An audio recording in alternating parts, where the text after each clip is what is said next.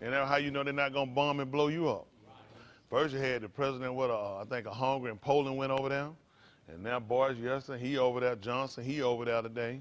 The European president, she was over there. It's like it's a lot going on with these people. I know one thing, nobody ain't coming to meet with us about our situation. That's the problem I got. I know a lot of different organizations out there. I don't know how all of them can't come together on one common problem, and that's to try the liberation of the so-called Negro. That's just being honest, we need to be liberated. We hadn't been, isn't that right? We just keep marching and putting our money in the organization. Every time a new organization come up, we think they're gonna fight for some kind of real cause. Then they move out to protect transgender kids. Help homosexuals get this. Go boycott Disney. Let homosexuality be taught in school. Now I got to watch you. But again, all these organizations are always funded and always functioning by the hands of white organizations. What's up, buddy? They won't let. They never had a real black organization that been formed by black people. There's always organizations that come through by like Jesse Jackson and Al Sharpton. Them guys on NBC News and got news shows, radio shows. They don't let them guys talk like that. You can't have no real stand for no real cause or get no local, no national radio station. Them people not gonna take no chance you get on saying the wrong thing. Those guys puppets. They need to go on and confess to their participation in the assassination of Dr. King. That's what they need to tell everybody. Go ahead and confess it now. So we can go ahead and drag them out. A lot of them, Andrew Young too, all of them need to confess they part in the assassination of Dr. King. I'm gonna believe in it too. I don't believe them guys sitting around for free. It don't make sense. If you stood for what he stood for, why they didn't kill you too? Isn't that right? I know what happened with Yahushua with the Methodist. His on top, they were gonna get them too. He told them to let them go. They weren't stupid. They look. Why they ain't incarcerating none of them guys? When Yahushua would wind up going, they were ready to incarcerate. Couple of them wound up getting arrested later, put in prison. And all of a sudden, nobody gonna take these guys. You done took down so-called a world freedom fighter for the so-called Negro around the United States. His name done echoed around the world. You kill him. What make you think the other guy with him wasn't gonna keep and pick up the baton and keep going? Because they always a part of his assassination. They can tell to somebody, I'm not a fool. It don't make common sense. Why am I just, listen, you part of the ringleader. Why is it when they get a drug deal, they want him to tell on the other people that's above him? Why? Why they not satisfied when they just arrest the drug dealer? They already know what it is. There's other people associated with it. It's going to keep going. So they know when they got those guys. Listen, what happened after that? What happened with the fight? John Lewis, too. What happened with the fight? Look how none of them guys all stopped showing that Dr. King Day. All them guys weren't showing up no more. They stopped showing up. Whole thing went nothing but a joke. When the last time you seen Jesse Jackson now? People didn't pay attention. Originally, all them guys were there because they were looking at trying to show their name, keep the association, dwindled off. All them guys came filthy rich out there, man died. That's how much money they were making before King died. Only person out of that whole group that should have been making, who lost money fooling with Dr. King was Hosea Williams. Hosea Williams was a scientist. Most of folk didn't even know that. Hosea talked like he was crazy. That man was a scientist. That nigga got the first Cadillac when they came in through Savannah. That joker had plenty. He was a brilliant joker. That joker wasn't smart than Hosea Williams. Hosea Williams was a fighter though. He never tried to throw that in nobody's face. You never heard him brag about being no scientist, his degree. He never did do it. All them guys did the talking. What happened with him, what messed him up, he learned all them guys were nothing but a scam. That's what you learn. You run with them guys, you get in there thinking them guys really for the people for the cause, them guys for hoes and money. That's it, that's being honest. It ain't the white leaders, the black leaders, the Asian leaders, all these folks that come out and try to rant, drum or something, like they for what that girl Cortez in New York, nothing but a flim-flam. Joker run around masking everybody up right down in Florida, face butt naked. Make a fool like Stacey Abrams, and she should have had a man before COVID came in. Ain't that right? If I'd have been that close, I'd have been called for a man. They said, I ain't even know the Z. I said, yeah, one coming, called Uglies. And it's out here among us. These folks that said, look at going to classroom, no man, all of they never hypocrite. Joe Biden, look at he done kissed Nancy Pelosi. Done there in the mouth. They ain't gonna holler. They said we follow CDC guidelines. CDC guidelines said when you're in close proximity to a person for 15 minutes, then you contract it. How did you come up with this one? So that means we can get face to face for 14 minutes, 59 seconds and back off. Then do another. I mean, come on. I remember Mike gave that shark theory. He said when the sharks swim around you, he said you go down. He said a shark swim around 10 times before they bite you. I didn't know all the animals know how to count. Now the disease got a clock on it. These folks, which lie you gonna tell? Notice how that's what they keep saying get vaccinated. When all the vaccinated people, folk coming up, everybody was up there, this sign and coming up with it. Everybody they meet, and every one of these people had to be vaccinated before they come to the meeting. And all y'all the people. When the last time a non-vaccinated person came up with it? Amazing. It's all, look at how you go from mass, 6 feet from each other. Now they all up here hugging and shaking hands, and they all got COVID again. These folks don't know what lie they want to tell. They knew you act like this stuff was so extreme, so damn, what changed? So the CDC control the disease now? The whole thing, nothing but a joke. All these folks did. You know what they hurt them now? Why they opening up? Let me tell you something. I believe it's still as serious as it was, but the problem was they overinflated it. The disease doesn't do the damage that these people have lied about. It's like anything else. Some people body just don't adapt to every disease well. That doesn't mean that it's killing everybody, but you faked enough people to make them go get the vaccine. Isn't that right? You faked enough people to go get now. Your economy's dead. You'll have a food shortage. You don't have parts for stuff that you just pretty much got to throw away. We talking about cars you have to just get rid of because they don't have parts for them. Everybody keep wondering what car to get, what car.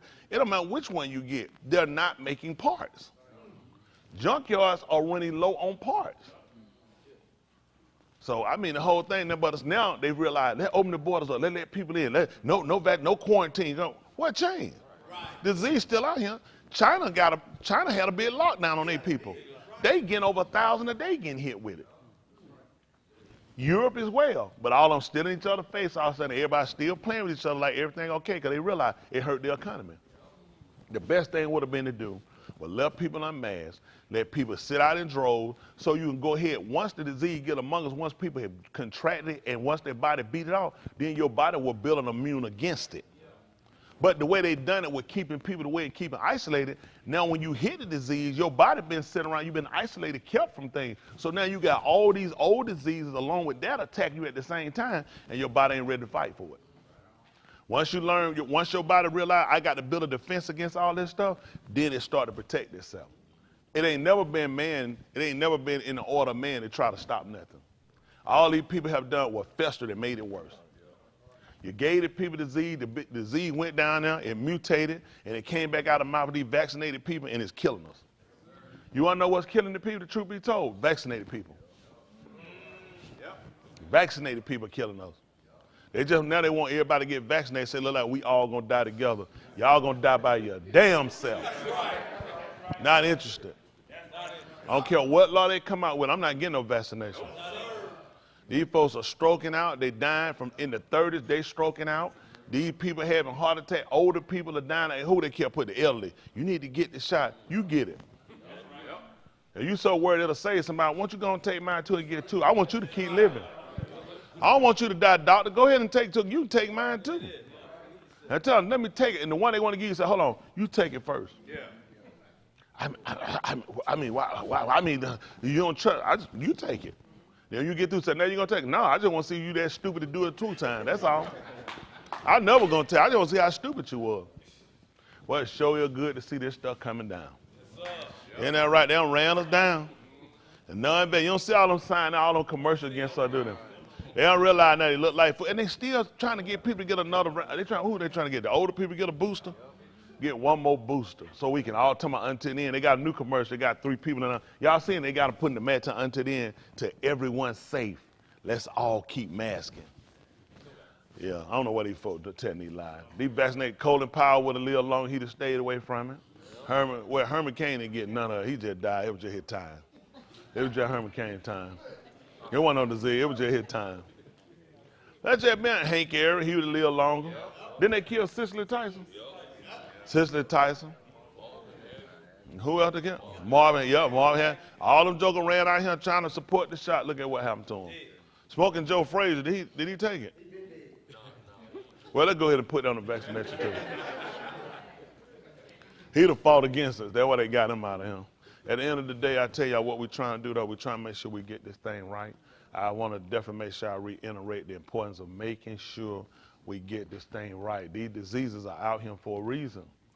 Mr. Yahuwah got these wars, he got these diseases, he got the weather coming in fighting against us. We in the, the first week of summer.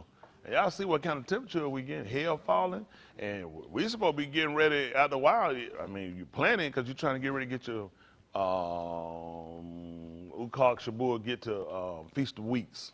And I mean, the way they're going right here, this stuff here kill crops.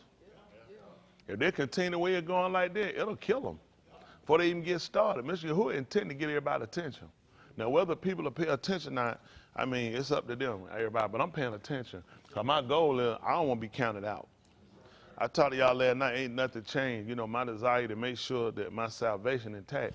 I mean, that's my first priority. Along the way now, I done picked up a lot of baggage from family and grandkids and businesses and other stuff. But I don't ever want to forget what my desire was. My desire was not for family and businesses or nothing like that. I want to be saved. And I say that again to stress the importance to everybody else. Make sure that's your primary reason of why you're doing what you're doing. Make sure that you're saved. That's the most important thing out of everything you're doing. Don't buy into I'm just kind of just stuck somewhere. If you kind of like you just stuck somewhere, you put yourself right there. You got to move past that point. If you don't, you're going to go down. I'm just being honest. You can't hover but so long. Eventually, you're going to go down. So your goal is to make sure you try to increase in your information. Y'all got it? Increase it, making sure you manifest in the works that man done call for. I know they treat you like it's not a works, it's an amanah. He's exactly right, but you got to understand, your amanah got a work that go with it. I can't sit down no chair and you see my amanah. You don't see my amanah to what it is I'm standing on. So these people that come in, they twist a lot of stuff up and they make a fool out of people and make people think, oh, you can't be saved by works. You're exactly right, not by your own works. But if I'm doing the works of Elohim, those are not my works. Those are exemplifying my amunah. So I know people get, they give you kind of certain sayings or put you in a derision, so people kind of get confused. Well, I mean, I can't be saved by nothing I do. You're exactly right. You're going to be saved by doing what he told you to do. Y'all got it? Abraham is known for amunah, ain't it? So what he did, just sat down somewhere? Come on, man went and fought and delivered and brought people back. How did man didn't have no works? I don't know how people twisted. It's not by your own works. The book do say about amunah are you saved and not of yourself. Exactly. It's the barak of Elohim. Based how? I'm saving you based upon you following mandates I gave you. So it's not your works is why you outside of being saved. That makes sense. Yes, but the way they taught it to us, man, you really don't know what's going on. You're in a kind of dilemma, like, I mean, it ain't works, it's faith. Okay, faith, but then faith part. A lot of people really don't understand it. It's confusing more than it's helping people. And that's why people sit around and do nothing and feel like we all just, just what they call a saved sinner, which would make you an oxymoron. You cannot be a saved sinner. Sinner's a person that's not delivered. Y'all got it? If you are delivered, then you're not in it. That makes sense. I walk around and say I'm a saved drowner. Can that be possible? If I've been saved, I'm not drowning, am I? So it don't make sense. I can say I've been saved from drowning. You can say you've been saved from kata. You can't be a saved sinner. Isn't that right? A sinner saved by grace. How did that work? Remember your first statement. How many of y'all remember hearing these statements and you made the statement? A sinner saved by grace. How did that make sense? It can't be. A sinner can't be saved. Not until he repent and move from his deeds. Y'all got it? So once he moved from his deeds, then he's delivered from that. So how can he be a saved sinner? And that's possibly why our people continue to go backwards. Y'all see what I'm saying? It's the connotation. I tell you, they said, this is what people look at. Okay. It's power in word. People believe that when it comes to saying stuff about rich or being poor. I don't pay a lot of that stuff no attention. I do believe that some of it has a contrast in your mind when you continue to say things because you kind of put yourself in a situation where you're not where you need to be versus you need to be moving toward. Y'all got it? I have a destination I'm trying to get to. I'm not there now, but I'm moving toward it. Y'all got it? How they give you certain sayings you say, it kind of keeps you where you stay stagnated. That's the goal, to break kind of that little stigmatism that we have that keeps a lot of us stagnated, and then you start not progressing, but you start digressing. You got it? Versus you going forward, you start going backward. You got to break past it. by constantly making sure that you're moving in the right direction. That's the goal. When we come in here and we look at what the first says. We go through and start reading through the Captivity to try to make sure we understand what it's saying to us so we can make sure we don't come up into condemnation. It's a crying shame. Definitely should be a shame and embarrassment if you don't make it in, especially when the information is down. Everybody know you're in a critical spot. That's everybody. You're in a critical spot because you can go either way. It's like one of them critical surgeries. People tell you got a 50-50 chance. To make it 100, you're going to have to put some effort in it. That's a lot of people don't make it from surgeries they get in because a lot of people already go in doubtful. I just want to kiss all y'all because I might not make it back. So people already go in with doubt. Any part of your healing, how many of y'all have done any natural healing? You know what I'm saying? Went through any natural doctor, they'll tell you part of it, they'll tell you you're going to need to believe it. The part of your benefit of it is you believing it. You don't realize how important your belief is. The man told you going to say, he that, what is again? And is immersed, shall be. See, you're going to have to believe it. You got to believe it. You can't be saying, I'm saved. I don't believe it. And guess what? We don't either. You know what I'm saying? Accidentally saved doesn't happen. Everything is purpose. Y'all get it? He got a purpose. How you going to tell her from the foundation? The foundation where you start. Of the arise. He intended for us to be Kodash. So what that mean? Is purpose or accidental? Purpose. Purpose. Now he started to put some things in play that makes it where it has to happen to that degree. By making sure, listen, I just can't let it be what these people see. I got to give them something written so they can know it. Then you start realizing I got to teach these people. Then you realize when teaching ain't working, then I got to put forth an example and I got to put teachers in front of these people that can instruct. Now I got to get people who can be guides. I got to start putting people up on watchtowers so they can see that thing afar off. Y'all got it? That's why you come and see a Nabal. He on a tower. He can see that thing afar off. Y'all got it? He implemented all these things to make sure, listen, for anybody that wanted to be saved or wants to be saved, the information is there. Yeah.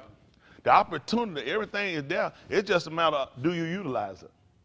You know how many people got tools in their house and got stuff they never use and they don't realize how it can be used, how beneficial it is. It be stuff somebody get you, you say, man, I didn't know you used that for that. I just had that thing laying around. They say, yeah, he'll be used for a lot of stuff. You're like, interesting. The good thing I had it. You know, it's a lot of stuff, good thing y'all got it, but you ain't never even used it. Like exercising your ability to make sure you secure this thing. You know what I'm saying? By making sure that you're not just a hearer. That's right. I hear you, preacher. I hear you. Or you're a doer. See, what you hear, you got to implement. That's the whole key source in what we're doing. No, ain't nothing going to happen just overnight, but over a time period, like we learned about the gentleman that stayed, 38 years, that kept coming to the pool. What if he gave up? Year 3. Second time he went. Don't the book say something like 2 or 3 times that every word be established? So if I go 3 times, I ain't got it. Why would I keep coming back? That's right. You got to keep striving for it. You got to keep pushing for it. Eventually what happened? His Yasha came. And you know the difference is with people, this is how they teach it. Once you say, you say. If that the case, why he told the man not to commit kata again unless a worse thing going to come on him? See that? See, he didn't just give it. See, that's what he learned too. It don't make sense to just give you some. I need to teach you how to keep it. Just like wealth. There's a lot of people can teach you how to get money. Do they teach you how to keep it? That's what. Go to wealth building program. They'll teach you how to get it. We talking about getting it, possessing it, and then keeping it. Like the book said that the Kodashim of the Most High going, what was it? That's it, going to possess it. That's it. Then somebody going to come take it from them. Well, man, you got to teach them how to keep it. Same thing with the Raw Hakadah. When you get it, I want to teach you how to keep it. It's got to be fed. It's got to be nurtured. Y'all know that? It's got to be groomed. It's got to be cared for. It's got to be enriched. That's what you got to do while you come here and you continue to get to the bar after you get it, because your goal is to continue to enrich it where it'll stay with you. Y'all get it? He said, I'm going to send you a comforter. I think the Greeks call it prolactica, or whatever they call it, their word for a comforter. He said, which we're going to buy for you alone. We're going to buy with you alone. That was important for them because they kept losing stuff. Come out Mizraim, get a Malkut, and what happened to it? Lost it. Then you come and you get back out, then what happened again? You lost it. So we already not a possessed stuff. How many of y'all done had money before? What's the key word? Yeah, before. That's right, you had. What happened? You lost it. Nobody didn't touch how to possess it and keep it. So that's what we got to learn how to do when it comes to the Ruach HaKodesh. We got to learn how to possess it and keep it. That means you got to learn how to use it. Y'all got it?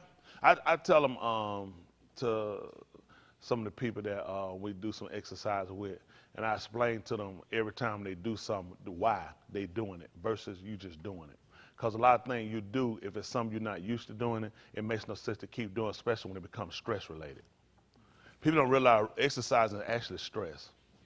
It's stress on the body, but you learn how to formulate and use that stress to try to build yourself. So let me ask you that. What happens when I get stressed on the job? What happens when I get stressed in my marriage, or I get stressed with my kid, or I just get stressed among myself? Now, exercising is not beneficial to me unless I learn how to use it in my everyday life. Take it, learn how to channel it and use it to build. People use stress. How you think bodybuilders build muscle? From stress. That's it. That one more, get two more. Those are stress. I'm already to a limit. Oh, push. But yet when a situation comes, I faint. I know how to push myself in here, but then or in the gym, but then I don't know how to push myself when a situation comes. Right. How about that one more? Get two more. That's what they look at. That 1-2 more rep push might be the one to really get them that build they're trying to get. Y'all got it? But then you faint and you quit. So a lot of people do stuff, they don't know why they do it. I try to explain to people, why have you doing it? So you know why it makes sense. Why you doing certain range of motion? I tell them, because you don't use it. Your body's smart. If I don't do this enough, you know what my body say? It's going to tell my body, take calcium and put it in between the open joints and fill them in. We don't use them.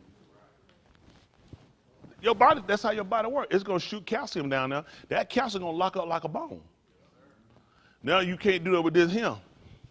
And that's going to limit you on some other stuff. You weren't using it. People say, I don't know what done happened. I used to could bend down and touch my toe. You know why? You stopped doing it. So you know what your body said? We don't need all them open spots inside the spine going down there. We can feel some of that in. Hello? Yes, so this is the same we got to start doing to come down to knowledge that we get. You got to learn how to use it. Otherwise, something else going to fill in. Bunch of junk, bunch of foolishness. Your body just going to let it fill in. You don't use it anymore. There's no reason to keep it active. You got it? Okay. They got credit cards to do that. You don't use them at a period of time. They just say, just cut them out. They don't use it. They don't need to leave it open. Shut it down. We don't see them using it. So you start putting it periodically, doing little charges so you can keep that line open, right? Well, let's make sure we start not periodically. Let's make sure we're constantly using the information so something don't come in and fill it in. Y'all got it? Okay, I just put it out there, but I already know how it's going to be. People going to do what they want to do anyway, but I give y'all a lot of stuff. Let me tell y'all something. There's a lot of people out there that he not going to let make it here. And it's for a reason why. He didn't intend to save them all. And I know it's a small thing, and y'all sitting here and you're like, okay, well, I'm in here, and you know, you're on the outside, or you've been on the outside and you were watching them, then you realize how much you want to be on the inside. But now since you've gotten on the inside, you felt like you know, you're in a safe position and you're protected, but you're not. The fight hadn't started. The fight hadn't ended. It really just started.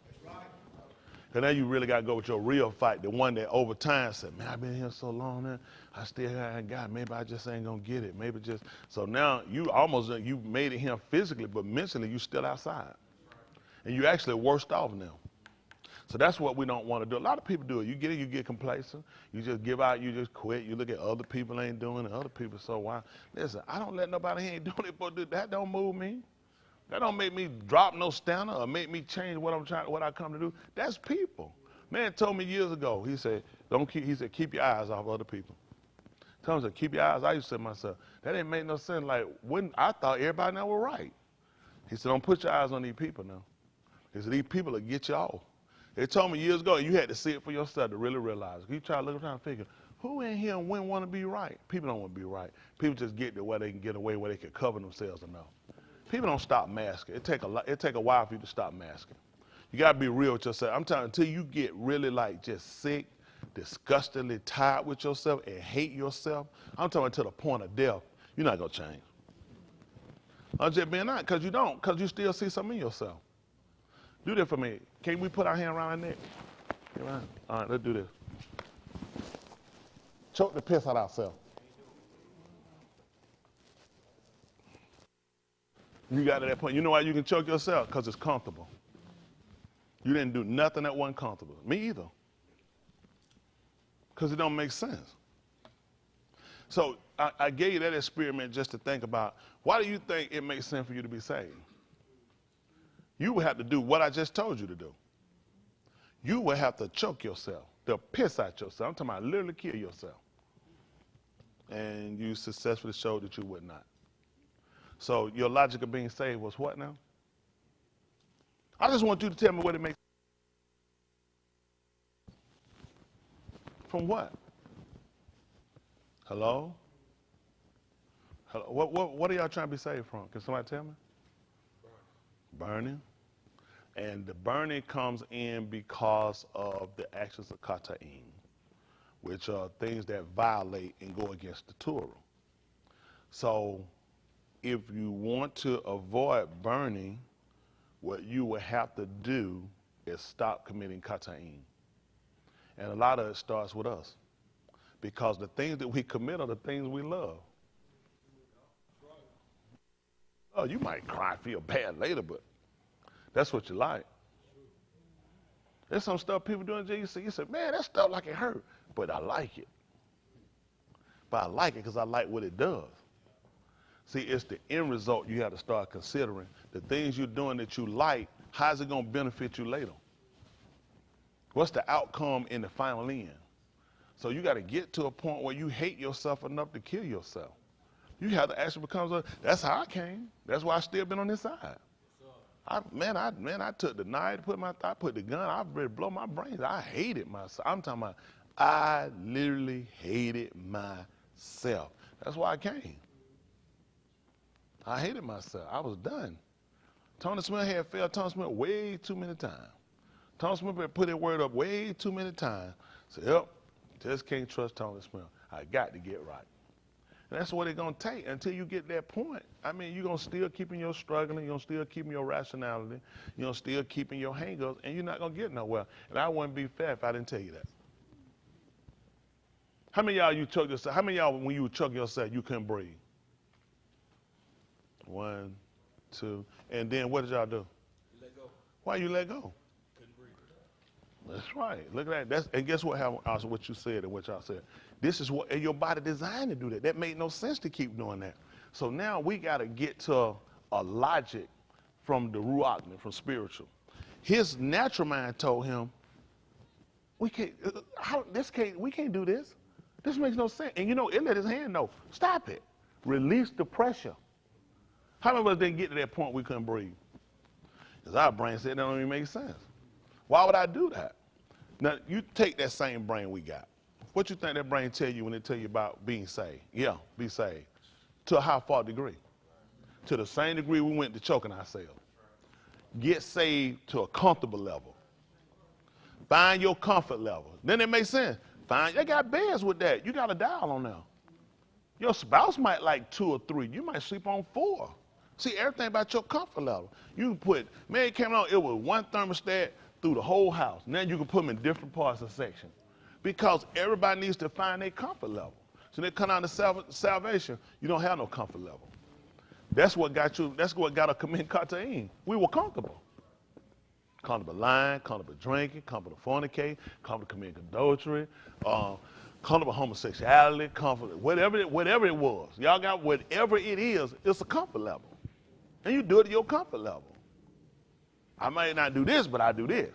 Oh, I will never do that, but I'll do this. You find your comfort level. So now to be saved, one thing can't happen. You can't be comfortable. And that's what you guys have been, comfortable. You haven't been in a stress position to get yourself out. You know what they do with torture? They go to your comfort level. You know what they get you to do to confess? Amazingly. What do they get you to confess with torture? Who got idea? Put you in a what? Till you say, okay, I'm okay right here. It never going to, I got to get you past that. That's how I get you to confess, admit. That's how they get you. You notice that? How many of y'all, when you confess, you were outside your comfort level? I'm talking about pushed to the end of you were not in control. You were at the point of death, and you had no choice.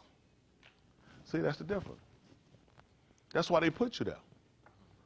Man, some of the people defecate on themselves. How many of you going to say, I'm just going to defecate on myself to do it? How many of y'all just sit here and just do it on yourself? You're not going to be, you know why? Only reason you ain't because you ain't going to be comfortable. And it's going to give off an odor and other people. If you could get away with it, that other people won't smell it, it could fall out on you, you'll do it. It's the fact that other people going, somebody on him, messed on themselves.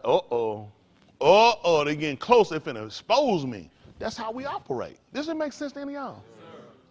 This including me, including this all of us, we do things to our comfort level. Who had to get up to a point of, listen, man, if I don't hurry up and say what this man want me to say, I'm going to die. If I don't give this man the information he wants, he's going to kill me. That's the difference. That's the difference. So now y'all learn a secret. Where you got to be. That ain't where you been. You hadn't got to that point yet. And then you will continue to struggle. You'll hear a message, it'll be a good message, but it still won't be the one to get you to where you realize this man is going to push you till you die. So we keep at it and we keep trying to get the information across, get people where they'll accept it and understand it. Because that's my goal. I want you to understand why you're doing what you're doing. Excuse me. Whenever I put up, they put up other writings, I explain why we're looking at them, why I'm going to just verify just to check them. Because what I learned is what I'm going to attach to my life. It's going to be important how I want to make sure if he's going to grant me Nahar of Kai Ma'in, rivers of living water, then I'm going to make sure I have to follow a certain mandate and order. I'm going to have to, everything that I know about him, and I'm going to attach to associate with him, it's going to have to be as it said. Y'all got it? I know you hear, he that believeth on me, as the scripture said, you have to attach it to you. You have to attach it to him as it's written. You can't make it up to say, but really he can do all things. That's not what I told you. What did you read about me? That's what I want you to read. I know I can do all things, but I need you to, that's broad. Oh, he can do anything. He can do anything, can he? He can do all things, right? He said, I do all things. But then he started to specify things he did. He specified certain things on how he did it. Because I need you to attach that to me just like you read it. I don't need you to go attach the stuff to me because he my God and he can do all things and he all powerful and all knowing. We're not talking about that. I specifically put things in a certain order and you have to believe them that way. Y'all got what I'm saying? That's the only way I'll save you. So now he gave you a program. It ain't just you, it's everybody believing. You know what I'm saying? I don't even worry about reading the book to try to, because I already know he can do all things. Is that what he told you? Told them to search the Cultivating. For in them they thought they had a long Kai, but he said, but they are they. Right back that you got to attach that to me. So everybody got the same curriculum. It don't matter where you at. When we all come together, we all supposed to have the same information when it comes. Some might have a little more than others, but what we have all should be the same. It should be exact. Because we shouldn't be believing nothing that he hadn't said. Y'all got it? Those are the people you're going to say. It's a mandate on you to do this. Now, you want to be saved, but I don't think you really thought about it that way, have you? That you got to believe it just like he said it. What did it say? Why y'all think so many other people got involved with the writings? Why y'all think there's so many different versions of the writings? Because we've been scattered and dispersed among all these people. They hadn't wrote this stuff because this is what they wanted, because we've been dispersed and scattered among these people. And it's been needful for these people to try to scatter our information. Make a division among us. And the more we keep getting this imperfect information, the more divided we stay. They saw it work before. Different communications, it caused us to break up before. Didn't it? I'm saying the nations, the Guile, because everybody was saying something different. Yeah. And it even caused us to separate from them before they got there. Behaviors and different information will make you separate. That's why Yahuwah separated from us. Because your information, he said, is different than my information. Y'all got it? Your ways, he said, they different than my ways. That's why he had to separate from us. That's why when he told us to come out from among them and be separate, because we were emulating him. I came out from among you and I separated myself from you because our information was different. We didn't see things the same way, which is important because about the information, knowledge. Our knowledge was different. I don't know where you got that from. Because I told you I'd kill a man if he do it. And I see you doing it. So, man, you got different information. I told you if a man did something that was contrary and he went and strengthened himself in it, I told you I will set myself against that man. I'll set myself against that man whole mishpachah. But what did you say? All loving, forgiving God, who already know, because he knows everything, don't he? We all can admit that, don't we? Yes, sir. So he knew I was going to do it before I did it. So ain't no use of me trying to, it predestined me to do it.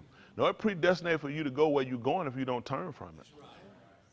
So that's the difference. Everybody try to use excuses to try to justify their behavior, but we can't justify it no more. That's why he told you, if I had not come. If I had not come. That's all he said. He said, if I hadn't gone. Man, you wouldn't have been, he said, I couldn't condemn none of them. He said, they never seen anybody do the works I done. He said, I had to come here and show it. He said, but since he came, though, that's why it made sense for them people to kill him. See, the Parashim, the separatists, they weren't stupid. They knew that man was tearing on their operation of business. These people colluded with other rulers of other Guile. These people had been left to plan the protocol of what we were doing. Because time had gone. They already looked at how long the man been gone. Come on. How long he ain't came back? And we keep trying to hold this stuff. For what? And that's how they drift off. I'm not drifting. I'm staying with the plan. We closer to the end now than we ever been. I assure you, it won't be many more after us. This thing, the rocks can't handle it. Hey, y'all seen how bad it is in Africa? And region, listen, it's terrible. Man, for droughts, everything, it's going on. I was watching a thing before on it, and they were showing those people had to go and they had to buy water. It's almost half of their pay to buy water. They had to go get it filled up in buckets and carry it. The women have to, they said the women's job. When the women get there, the gang's waiting on them. They rape them. They rape them. They come to get the water. We done had stories like that before where the people came to see the Kohanim. And they said they lay with the women. They waited on them. These lurking spots. These people are predators. Can you imagine? Y'all don't realize how good you got it. In fact, that when they go and eat, come on, you got to get water. That's what a predator do. When all else fails, stalk at the water. Every prey got a drink. When the women come to get water for their family, we ain't asking, we taking. This is common practice. Police, nobody get involved. They rape them because women just property. See, everybody done lost their standard of living. That's why we're trying to restore our women back to dignity and self-respect. They look at you ain't got no dignity no more. You lost that. You lost that symbolism that you were. You went lurking just like Dinah did, the daughter of Yaakov. You went out with the other Banu, other Guile. They went with the other daughters of the nation. And you know what happened to her when she went out there? She got raped. Diana got raped when she went out with the other Guile. Women got to go to the club with their girlfriend and hang out. She got raped. That's what happened. Had she stayed with her own people, stayed with her own fold, it never would have happened. They don't say, now, he's trying to justify rape. I'm not trying to justify rape. I'm telling you there's predators out there. Yeah. And you got to know how to navigate around predators. Right. How you think prey fish how to keep surviving out there? You learn how to stay out of the way of predators. Otherwise, you're going to get snatched. You're going to get grabbed. You're going to get taken. That's the whole purpose of the plan we go through, folks, to try to keep us from getting snatched up by predators. The man I told you, use sheep. Sheep not defending. They're not animals that defend themselves. They got to have a rod. They got to have a protector. That's what he's looking for. He's looking for an arm that'll look to him. He'll strengthen us. We'll fight, and we'll fight with him. Hello? That's what they told you about Yahushua. Let me see. When the eunuch was coming back from, where we come from, Detroit, from Jerusalem, what was he reading? You said Jet magazine? People? News Today, Time magazine? He would read the scroll of Yeshayahu, the Sefer. The place that he read was somebody drug him somewhere. He was led, I'm trying to remember, like a wolf and sheep, like a sheep to slaughter, and like a bear, a lamb, before a shear, the person take off his coat. He was dumb in his glory, or his humiliation. His mosh pot was taken away. And who's going to declare his Tuladah? So you mean he was led like a sheep? That's why he didn't fight back? Because sheep don't fight. And when they were taking this stuff out, he stood there just like a sheep do when you start shearing them out. When you start cutting, what they going to do? What's going on? I just know I'm losing my cover. And now we sheep. Man, setting us up that we got to follow the same pattern. We got to know when to defend and when to be defenseless. But it won't be because we can't. It'll be because he gave the order. That's all Yahushua tried to let them know. I could kill every one of y'all. He told me I could kill every one of you. He said, but then the Qatar wouldn't be fulfilled. God, it won't be complete, though. It'll be incomplete. He looked at, I ain't kill. They came and grabbed him. I could kill every one of y'all. He said, I got enough people, man. I could kill every one of y'all. Wouldn't nobody leave this spot but me and my people. But the books, the writings will be incomplete. Even though they had already been written, see, he had to come through and role play. And when you go back and read and you start going looking for the action to what's been written, that part they never get fulfilled. That means we got to get rid of all of it. The whole script, throw it away, get rid of it. That's how minded he was about the orders he got. The reason I told y'all that, we have to start thinking on that platform. How then can the Kitab, Kitabim, the writings, scriptures, be fulfilled, completed, if we don't do it? Somebody got to do it. Y'all know that? Somebody got to do it. Hello? As uncomfortable as it is and what it's going to cost you, somebody got to do it. Y'all know somebody got to live right. If everybody else don't do it, y'all know somebody got to do it. It's imperative. Somebody got to do it. This man done prepared a Malcool. So that man looking at it, somebody got to be able to do it. Go on, stand up, Mike. I see you already tired. Hang on there now. And my eyes already bucking up there. What time is it? Must be about 6 o'clock. Oh, yeah, that's time. Still early. He'd be, that happen. Folk get burned and get going. I told them to go home. Y'all go home early. Y'all get some rest. It ain't even about killing y'all or nothing like that. It's really more about what y'all trying to do. At the end of the day, out of what you heard, what you trying to do? You got to be able to choke and kill yourself and not let go. That's the only way we're going to get it. If he refers to you as the noon, which is a seed, and what do we know about the seed? Continue. How does it continue?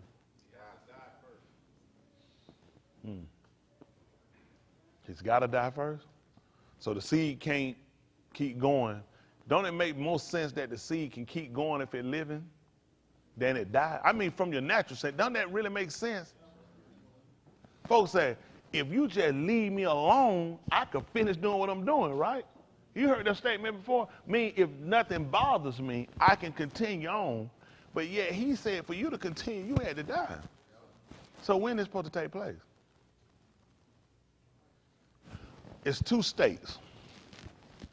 First state we got is a natural state before you even move into that state of where you're going to actually move.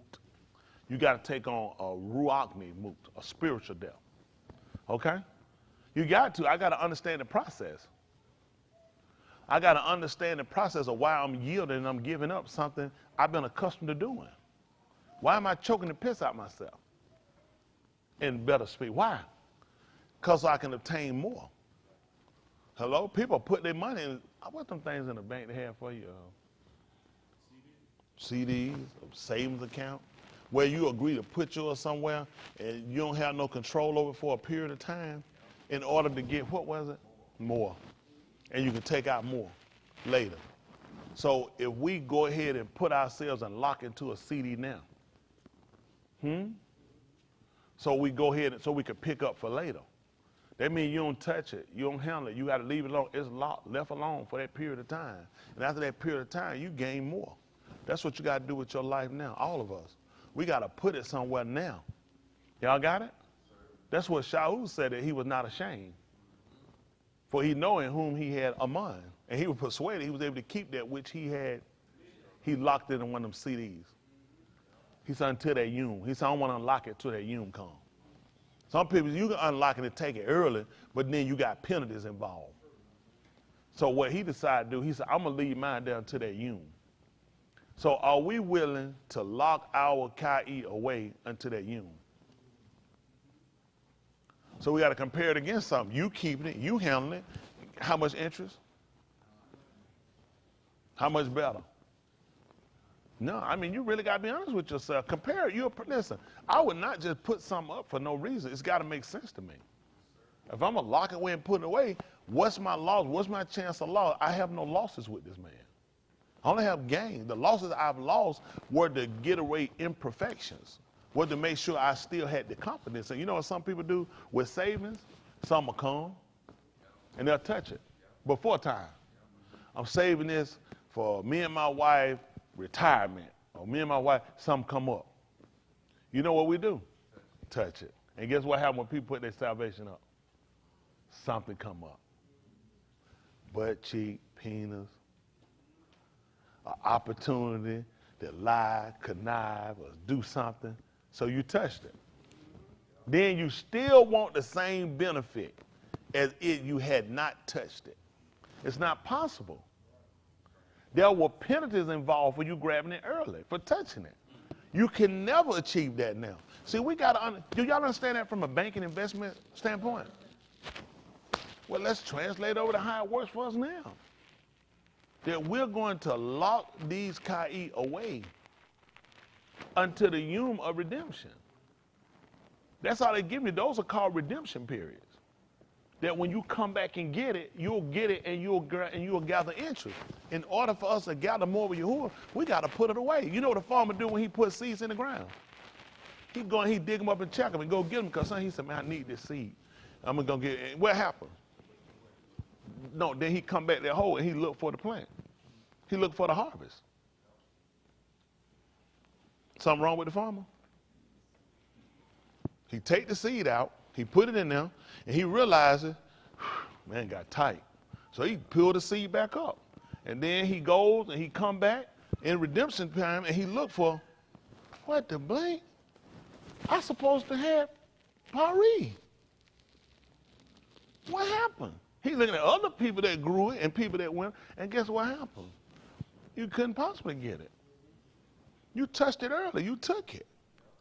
That's the same thing you got to start looking at with us. How you looking to receive something later when you've gone in and you touched it before the redemption period? That means that's all bets off. You can't do that. You put your money down in the roulette table, that thing spinning, you snatch your money up, then fall, you try to run back in the holler, but I had mine on there. Man, you can't get that money. You took it up for a stop. You got to wait for the wheel to stop. This man, I wound up needing that thing, man. But you know though, you see my money. Didn't you see I had my money on there? But didn't I have my money on there though? I did have my money on though. So really, let's be honest. I should get something. Man, I would give me nothing. You took it up early. That's where we at in him. Y'all guys are playing with this thing like a roulette wheel.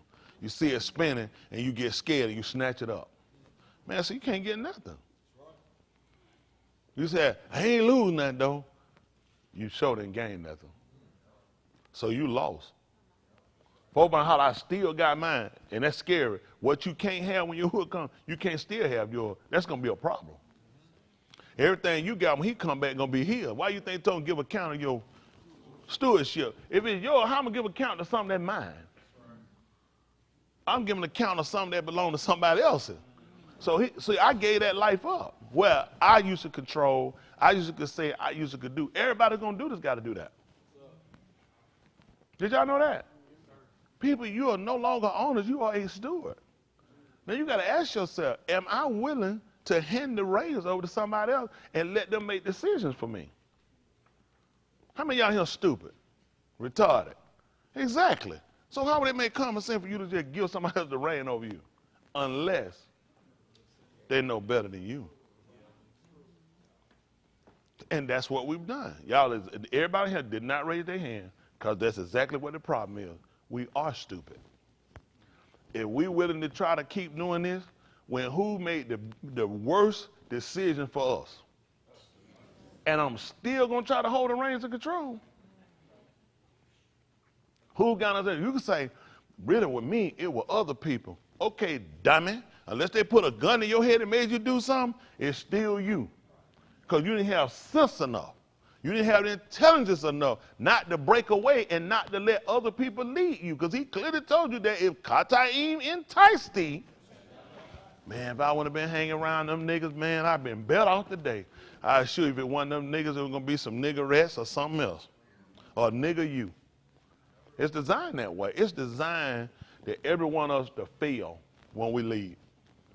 That's the only way it makes sense to follow. I ain't going to follow nobody I know where I'm going. He going to tell you, come on. Oh, no, stop. I want come on, Pastor. You're going to come in here, you're going to leave him here. And tell me you want me to follow you to Kroger. Man, God, I know what Kroger's at. I don't want to let that man take me no Kroger's. Because I know what Kroger's at. He taking that time. I could have been down to Kroger. Fool him, because that's my mind. I got to run off and see I done went the long way. I want to get myself jammed up. I didn't know what I was doing. Then I can follow. But as long as I know and as long as I can see, it's just going to be hard for me to follow. Does it make sense to any of y'all? Until we can really go through a self-examination for all of us. These are hang-ups. Everybody here, these are your hang-ups. These are my hang-ups. All these are hang-ups. We've been seeing. We've been guiding. We've been doing.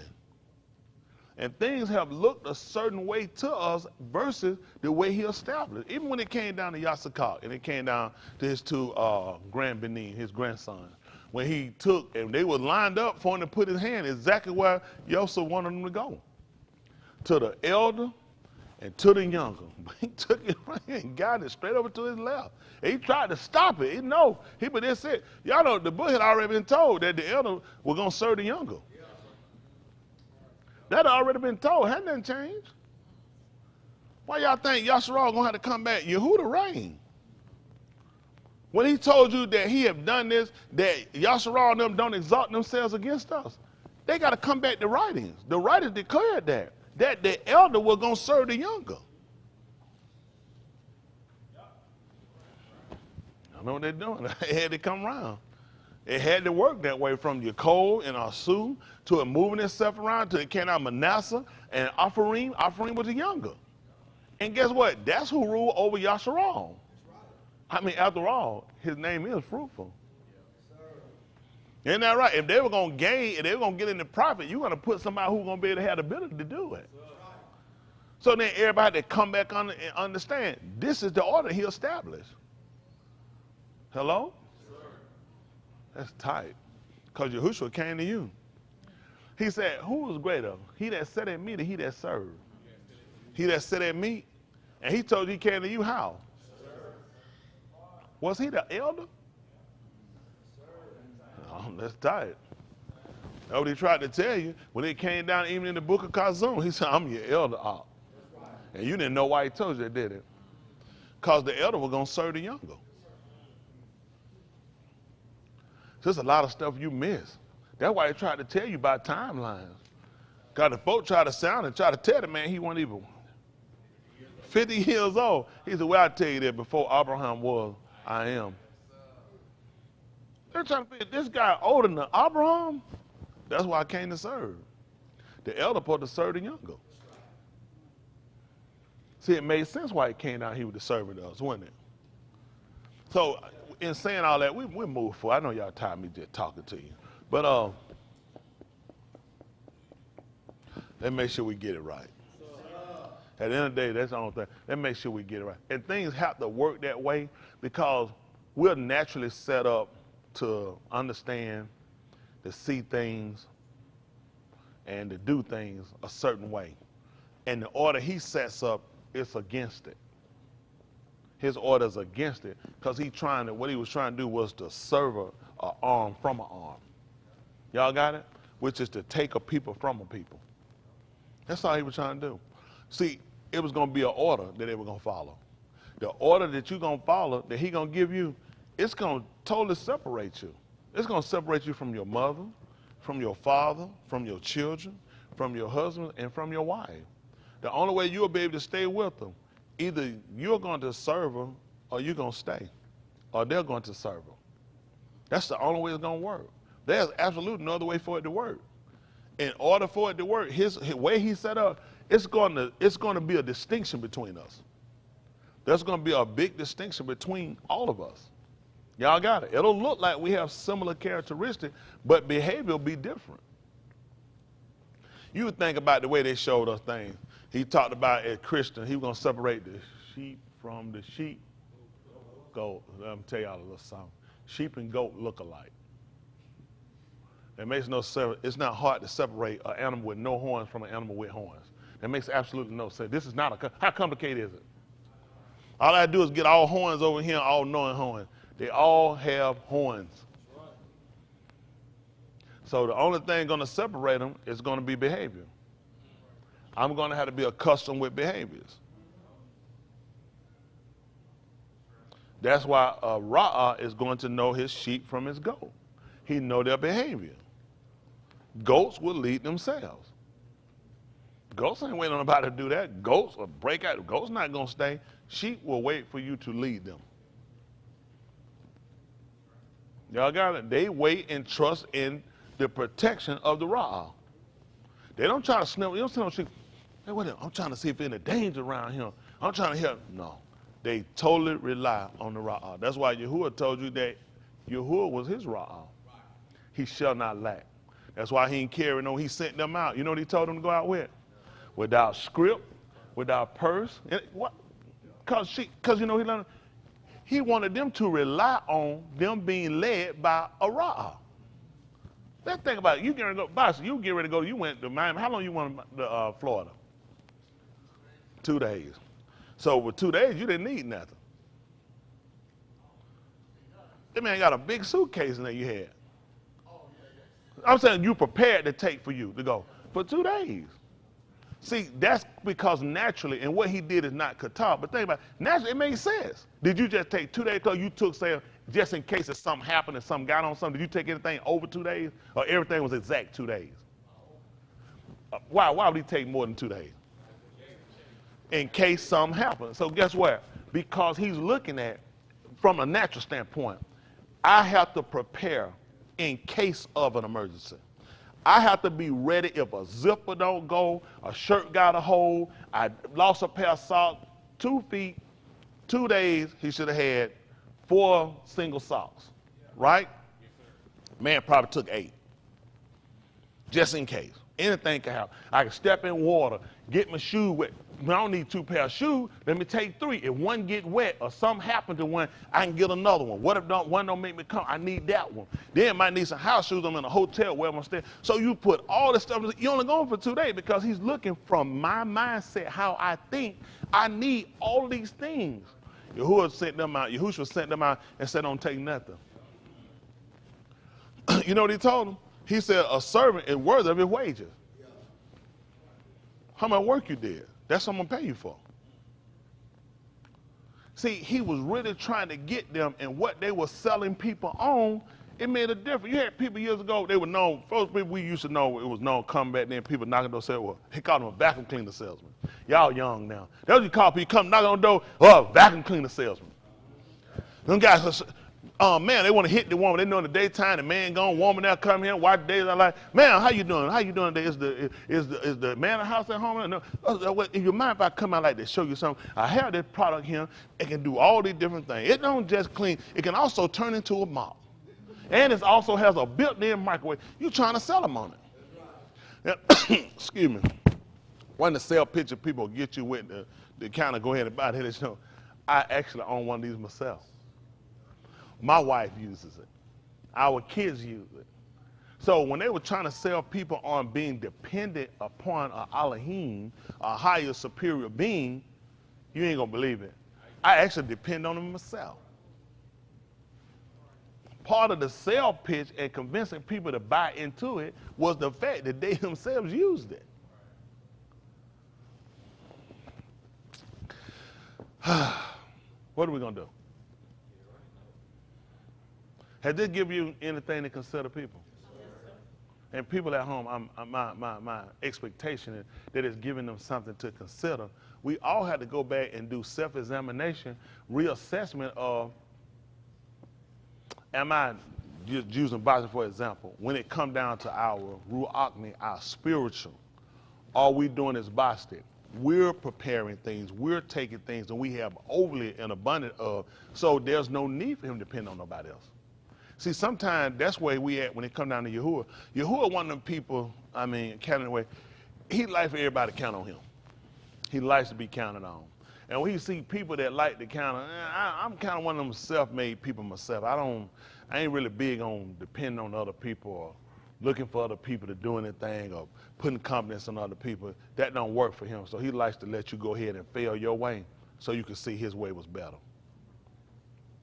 That makes sense? That's why I refer to you as sheep. Because we don't culture and we don't farm that way now, niggas get pigs and chickens and everything. They don't know about no chicken.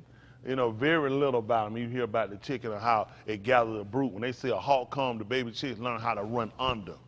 Y'all got right? And that was only necessary for, because he told about how we saw that, how he would gather us under his wings. So chicken was something we more, because you wouldn't know that about a hawk. They have baby hawks as well as an eagle, but they don't gather them under their wing for protection. Typically, they put them in somewhere where other predators are not nearby to attack them. Most of their predators are themselves. But with a chicken, when they see a hawk come, they're going to run under protection of them. Y'all got it? That's what he wants to do.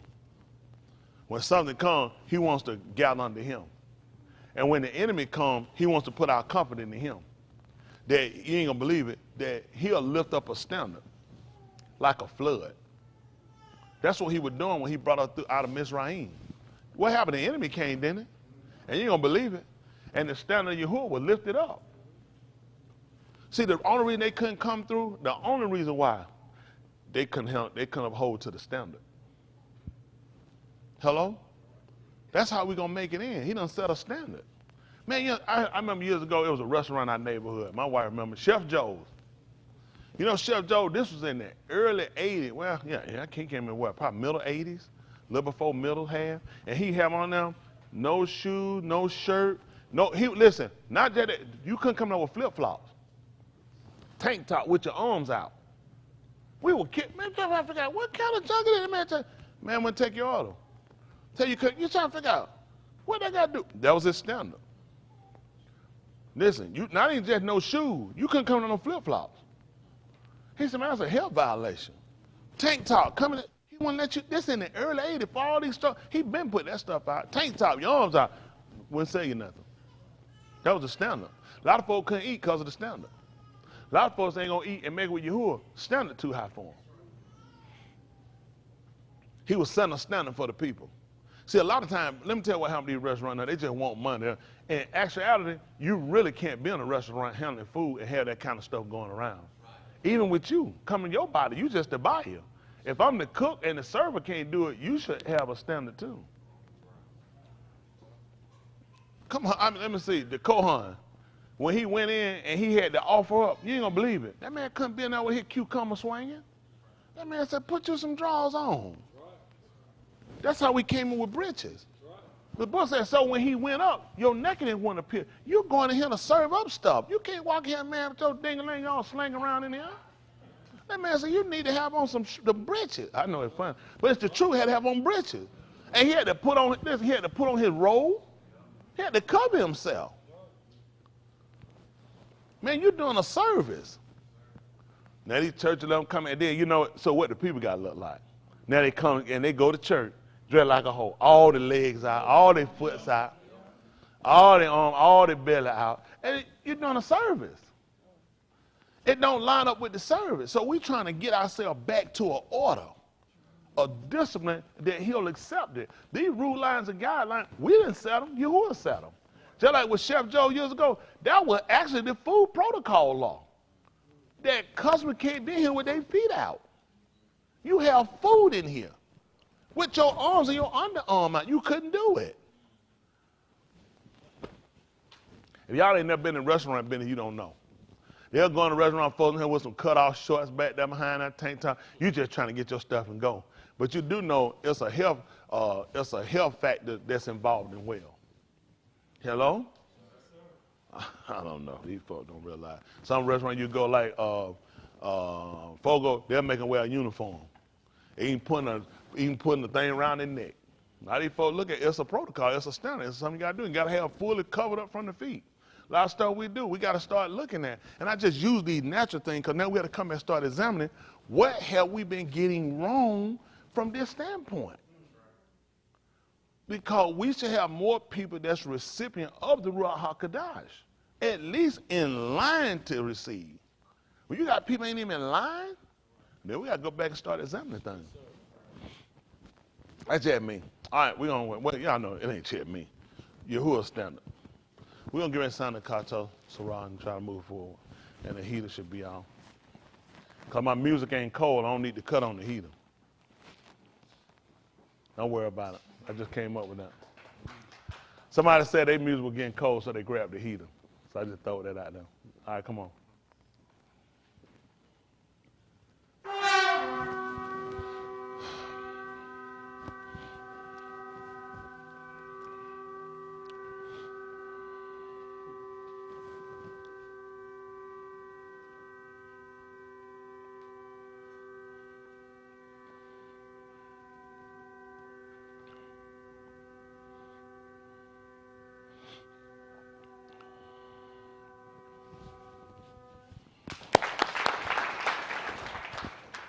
We'll go down all of that, Abel.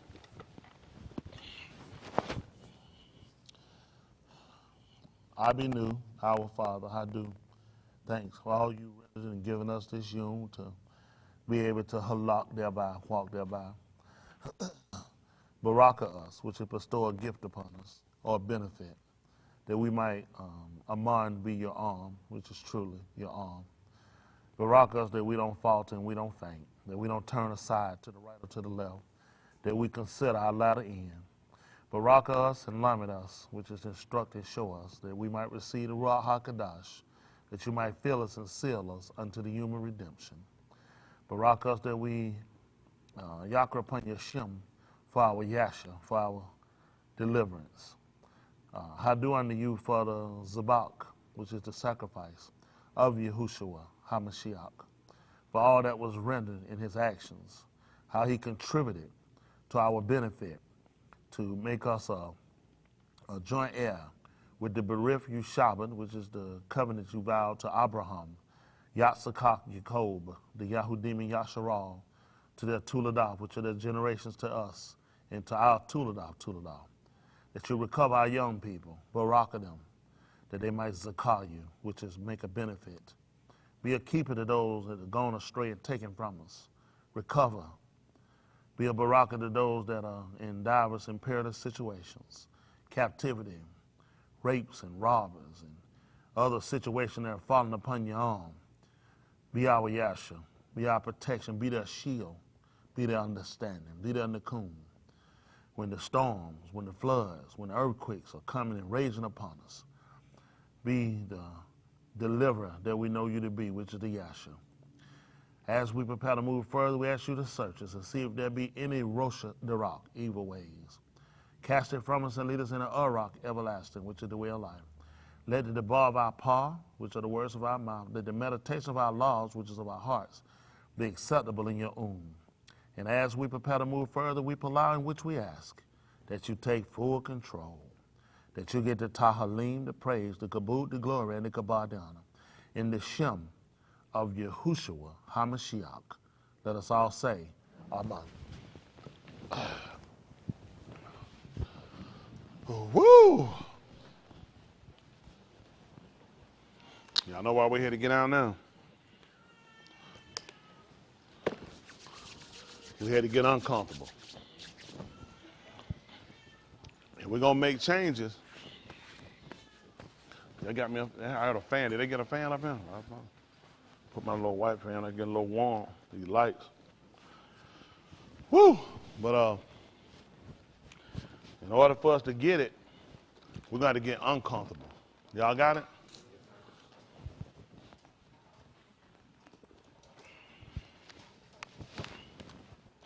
Let me tell you something. Okay. Appreciate it.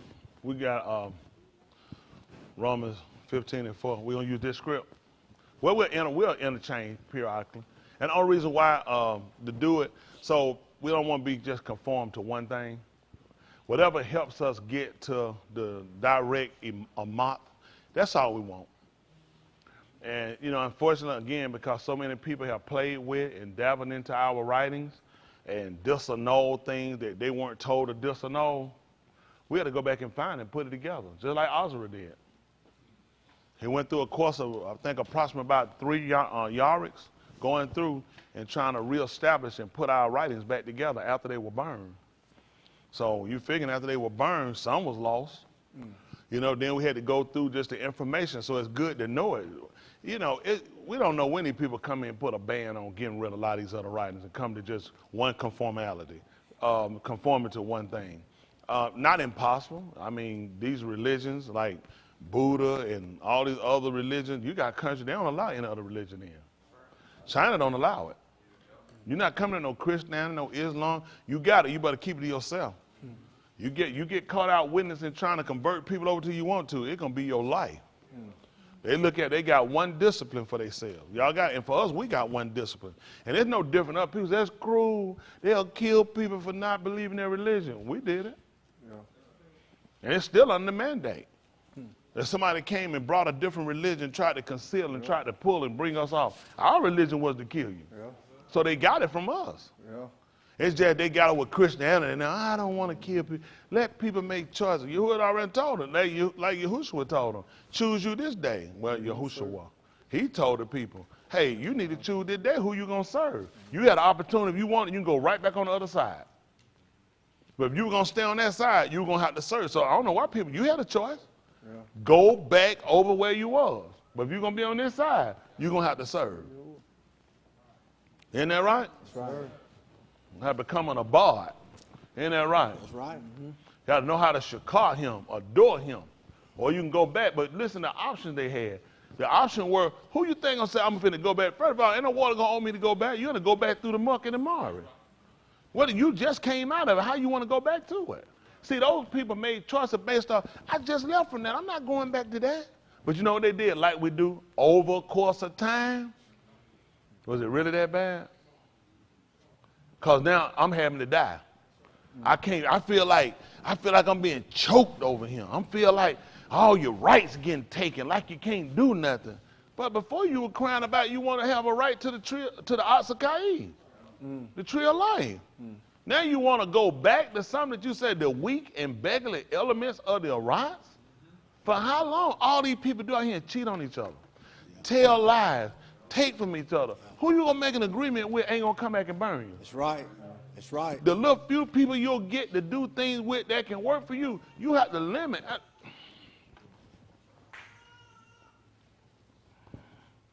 My kid, they don't see me going with these people. I do business with different people do stuff. I don't be going to what these people do now. I know how far to go with people. And I told these people, make prayer and remember, these folks go moving these folks' house.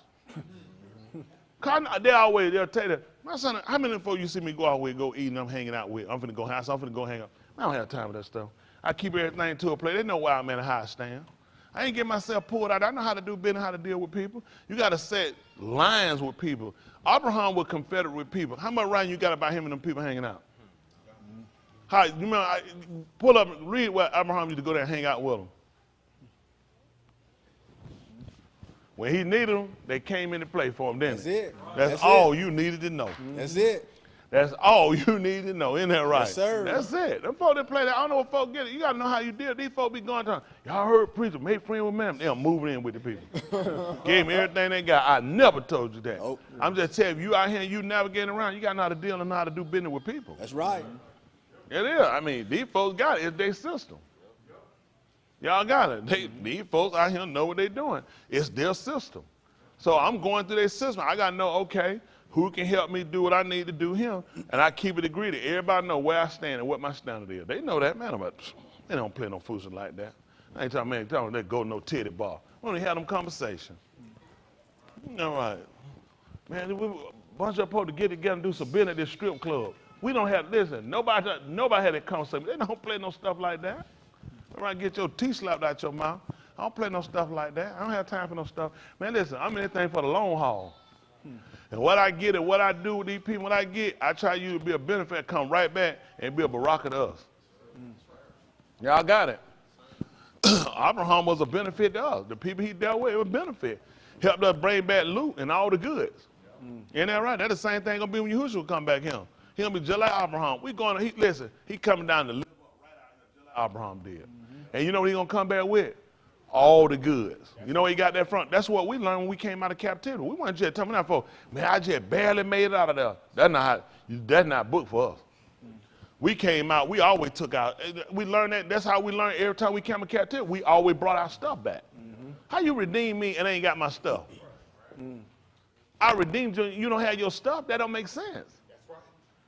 It makes sense. That's why Chorus wrote the letters, that everything was supposed to be put back in the house. That part of your redemption is putting you back to your way you were. Ain't no, long as I got me, I'm good. That's stupid. Why he didn't do that when he brought us out of Mizraim? Because you would have died. You can't do business with just you. You going through other people's stuff. You got to trade.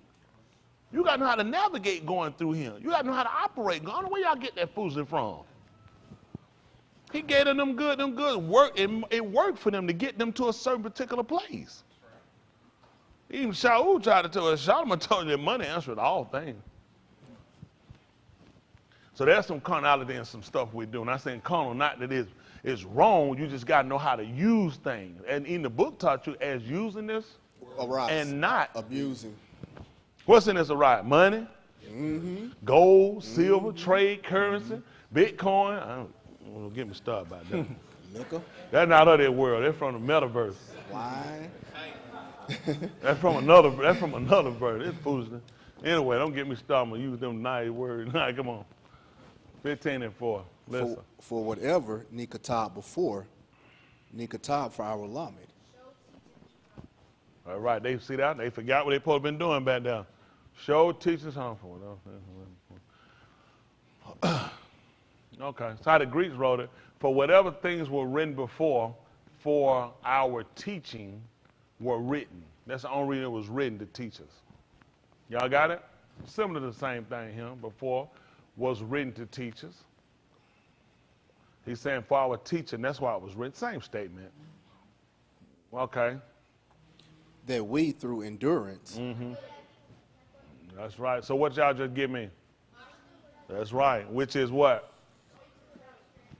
That's right. Get straight to the point. Let them understand what it is. It's being concise, getting straight to the point. Okay? Okay. And Nakum of the Ketubim. That's right. And for here they use an encouragement. Of course that's an encouragement. Isn't that right? Why would I mean, just like getting people to race. I don't even race it so you can win. What you trying to win? A trophy, a ribbon, money. So it's got to be something, isn't that right? That's what we're looking at. That's part of the encouragement. So he had to give us an encouragement in order for us to keep going, right? And not quit, right? All right, let's see. Might have tikva. Okay. I heard you kick in over that. That's right. Of the writings, hope we might have here using tikva. We talk about the cord and connection.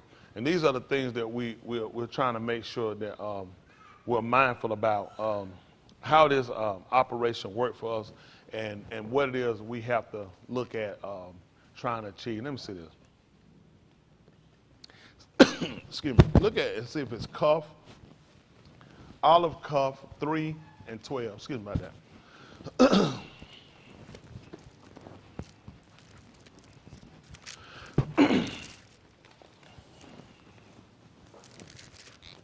When you get old, man, everything go down wrong. Excuse me. Olive cup, they call it 1 Peter 3 and 12. Let me see what 3 and 10 said. I'll come back.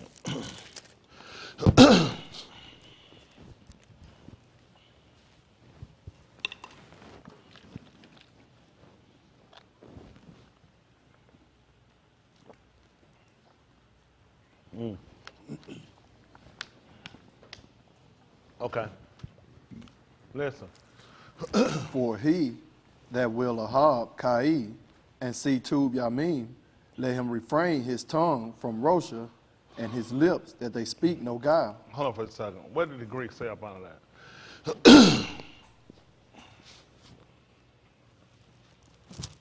Let him stop his tongue from speaking evil, Rosha, and his lips not to speak deceit.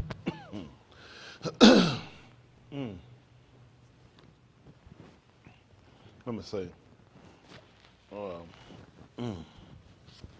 Guess we had to kind of look at how they entertaining evil speaking. Because he said, refrain your tongue from speaking Rosha. I guess, excuse me, in my mind, I'm just kind of putting together how would that actually work for us? Because, I mean, we hearing it, what it's saying, but how do we actually put it together to where it makes sense for us?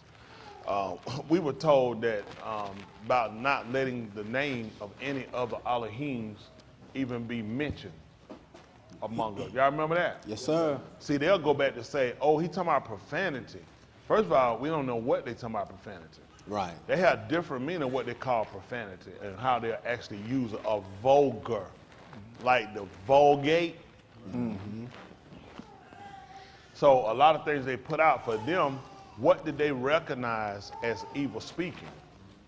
So there was certain things he taught them not to say or to do. The names of other Elohims being mentioned from them. Y'all got? Let's see how some things work. Let's see 1 Corinthians 15 and 30. Matter of fact, 15, 21, maybe, let me see, 24. Let me see that say 1 Corinthians.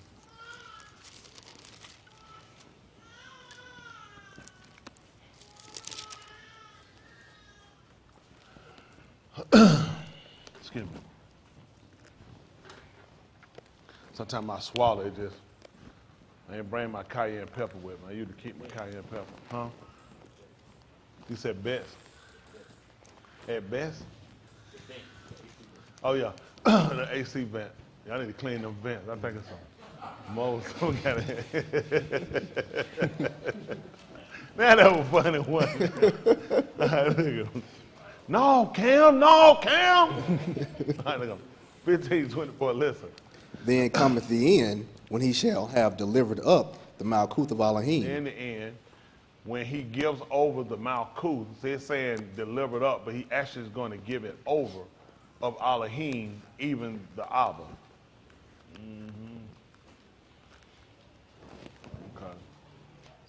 Okay. When he shall have put down all rule and Hold on, all stop for a authority. second. Come back down. Here, and the Greek's going to use abolished, which he put abolished as well. Let's look. Can we look at the definition for abolished so our young people can see how it works? That's what they tell you they did with slavery, which is a lie because you're still a slave. You're still a commodity. You're not respected as an equal. Formally put an end to a system, practice, or institution. So when you look at him delivering it over, now let's say this, because the way they wrote it, okay? Formally put an end to a system. He starts off formally. He should have started out typically a system being ended. But since you're using abolish, he's looking at formally put an end to a system, practice, or institution, okay? So we're gonna look at that. Now when you look at then cometh the end, when he shall have delivered the Malkuth over to the Father and have abolished all rule. So he's going to put down the practice and the rule of him or the institution. No, he's going to get rid of the inner kata. The end of what he's going to do, he's going to put this back over into the hand of the man originally possessing it. So when you look at him putting down all rule and authority, it seems as though he's giving up. which doesn't make sense because he's going to rule. He even told us that in his Malkuth what was going to happen. But based off of what we just read, this scene is he's saying he's going to abolish his own rule. This is what abolish is telling you. Formally put an end to a system of practice, just like Yahushua becoming a Malak, an emperor. Okay, this was because of a practice. This was because of a gene pool. This was a system. That's the only reason. That's how he became it. It wasn't just because Elohim was his Abba. That's how you had to tie him into Daoud. Because of Daoud lineage, it left a man upon the throne. So you couldn't just establish him as a Malak because Elohim was his Abba. That's for that Malkuth. We're talking about his Abba here.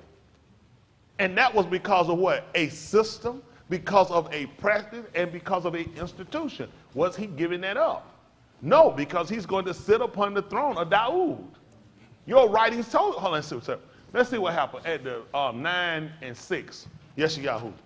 I'm reading with you. As I'm reading, you have to question certain things because it sounds as though he's giving up. Doesn't it? Based off of how they write. The only practice he could possibly be giving up or be taking down the institution is the behavior and the sin. Kataim. Why did we lose our, let's look at this. Common sense. Why were we put out of Jerusalem? Kata. Why did we go into captivity? When we got back to Jerusalem, why are we going back out and back into captivity? So this was a practice. This was an institution. This was a system. You constantly lose what you're getting. So it makes sense for him to look at, after I destroy all of this, I put an end to the works of Kataim, then guess what? I can deliver this back over to you now. Now you can have it without cause of loss or reason of loss. So the only abolishment that could possibly happen is the destruction of Kata. But the way these people write, I don't know, it's crazy. Let's see. 9 and 6, listen. For unto us a Yalit is born, unto us a being is given. To us. And the government shall be upon his shoulder, and his Shem shall be Yakra, wonderful, counselor, the mighty Elohim, the Alam Abba. Hold on, what you got? Just listen to him. This is something y'all need to pay attention to. Where he told us a child was born to us, which we know that, then you had to state the sex. You got to state the sex. So they let people know what to look for. That's why these folks sit around there and tell you, really, like you say, we don't know what God is. He could be male or female. That religion argued that today that, quote unquote, Jesus could be a female just as much as he could be a male. See, because you leave them room opening. But for us, our stuff with distinction. Let's not waste time. We were looking for a man. Yahuwah told you when he looked and the land was being destroyed, he was looking for each to stand well. Yeah. So now it made sense why he had 2 thieves on the side of him. People watching would have paid attention to this. That the man had 2 thieves on the side of him. So if you moved him out, what did you have? Yeah. Guess what he was looking for? To stand in the gap. Right. To make up the hedge. That's why he put him there in the middle of it. That's why the book wrote to tell you that there were 2 thieves on either side. Right. Which put him where? In the middle. In the gap. So people were watching. Guess what they were paying attention to? It made a difference if he would have been on the end. It would have made a major difference. He'd have came there all the works and then just put him on the end. That would have made a major difference. For people that are distinctive in their reading. Because I got a man on him as the then he gonna destroy it. Because this man not in the gap. He's on the end. The gap is in the middle. Right? Yes, sir. So all this, that's how important it was for us to identify him in a certain capacity. The fact that he told you that the government was going to be where? On his shoulders. That's important to you, simply because you look at the Kohan. Y'all ain't gonna believe it. He had stuff on his shoulders. He had the shimmer, each one of them, on his shoulders. So all this thing we were looking for, the Kohan uniform, he had it wrote on his shoulders. We were looking for a man to bear this.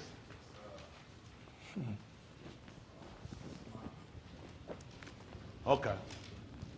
They talked about his name being called Counsel. Let me see what the Greeks put down here. Y'all read that. Let me see what the Greeks put. whom the sovereignty, is that right? Became upon his shoulders and called his Shem of great counsel, Malachi. There's that counselor, the mighty God.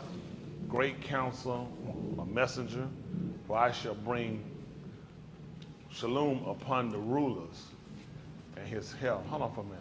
Hold on. For I shall bring shalom upon the rulers. Let me see. That's on the increase of his government. Come back down. Let me see something.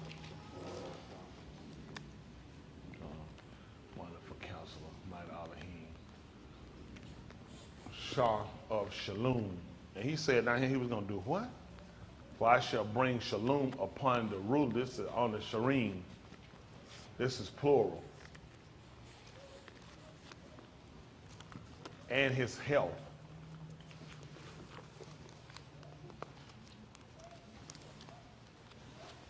Okay, come on.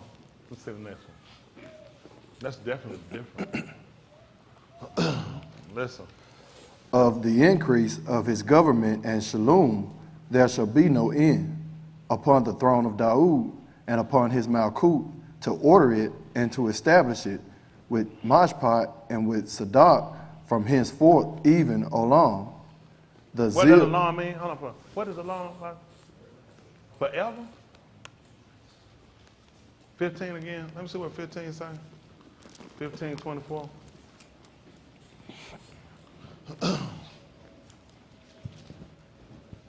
Oh, I didn't write. For those at home, people, why they know what they read.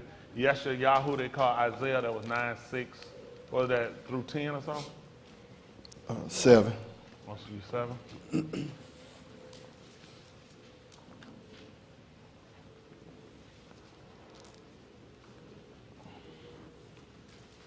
All right.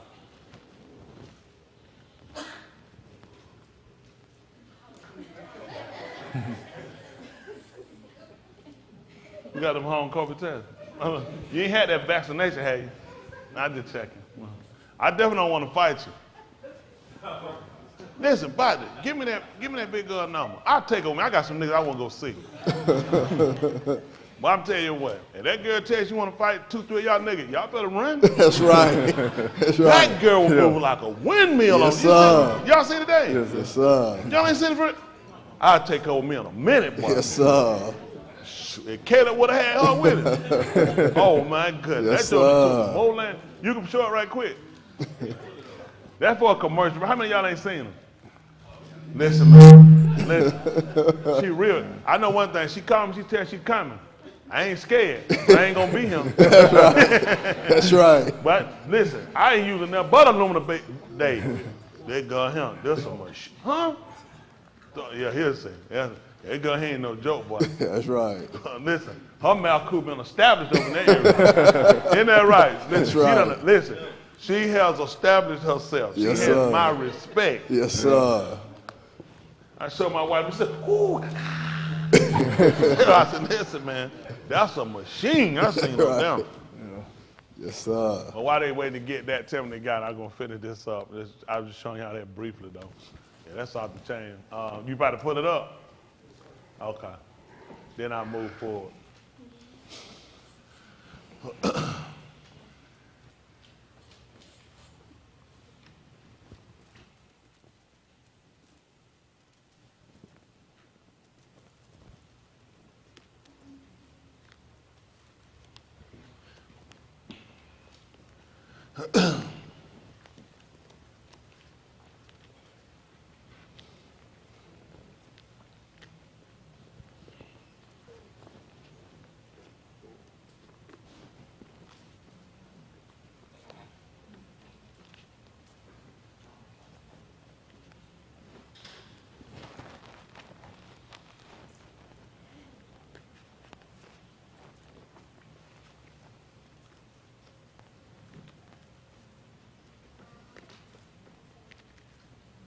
Rolling.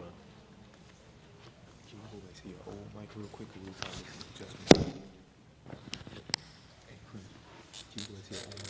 And Box got about 50,000 videos. At best. Come on. Come on.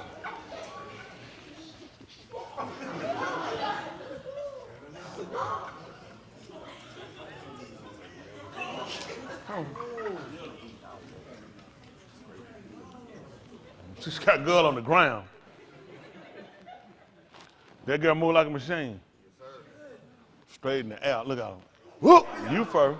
Back. Ooh! Hold on. Get this. Hold on. Up. Where you at, Skinny? Up. Come on. Come on. Come on, Pinky. Blue. Where you at? Run. Look at Blue. Blue. So I got to get out of him. Man, she got. I know one thing. She ain't got no asthma. That girl a machine going through that. Much respect to her, much respect. Now let's look at this. At 15:24. And after that, the end shall come when he delivers the Malkuth to Elohim the Abba, after he has abolished all rule and all authority and powers. All right, what happened? 24, 25, y'all pick me up? All right, for he has to reign until he has put all enemies under his regal. But it's necessary for him to reign until he put all his enemies under his feet. Let's say 26. Y'all with me? Yes, sir. Listen. The last enemy that shall be destroyed is moot. Y'all see what he told you? That should be what? Abolished. Is what? It's moot. So we see what he's trying to get rid of. So we're looking at where his abolishing come is not him or his authority. He's going to give it back over to the Abba and representing symbolism to who? To who? So when did he stop becoming the second ruler? We don't know that. He just no, I don't know how he would have done that. He would have still been the person in charge, would have still held position. Right. It's just he would have been the person handing it back over to Right, him. right. He'd been the main supreme ruler. But that one took nothing from him as far as for his standpoint and his position. But for him, he looking at with you look at with Yosef, and we look at it. His whole end was to be there to end the famine, to get them through the famine. Well, it's the same thing he's trying to do for us because we got a famine. Right? Like almost 8 and 11. You pay attention while you got him.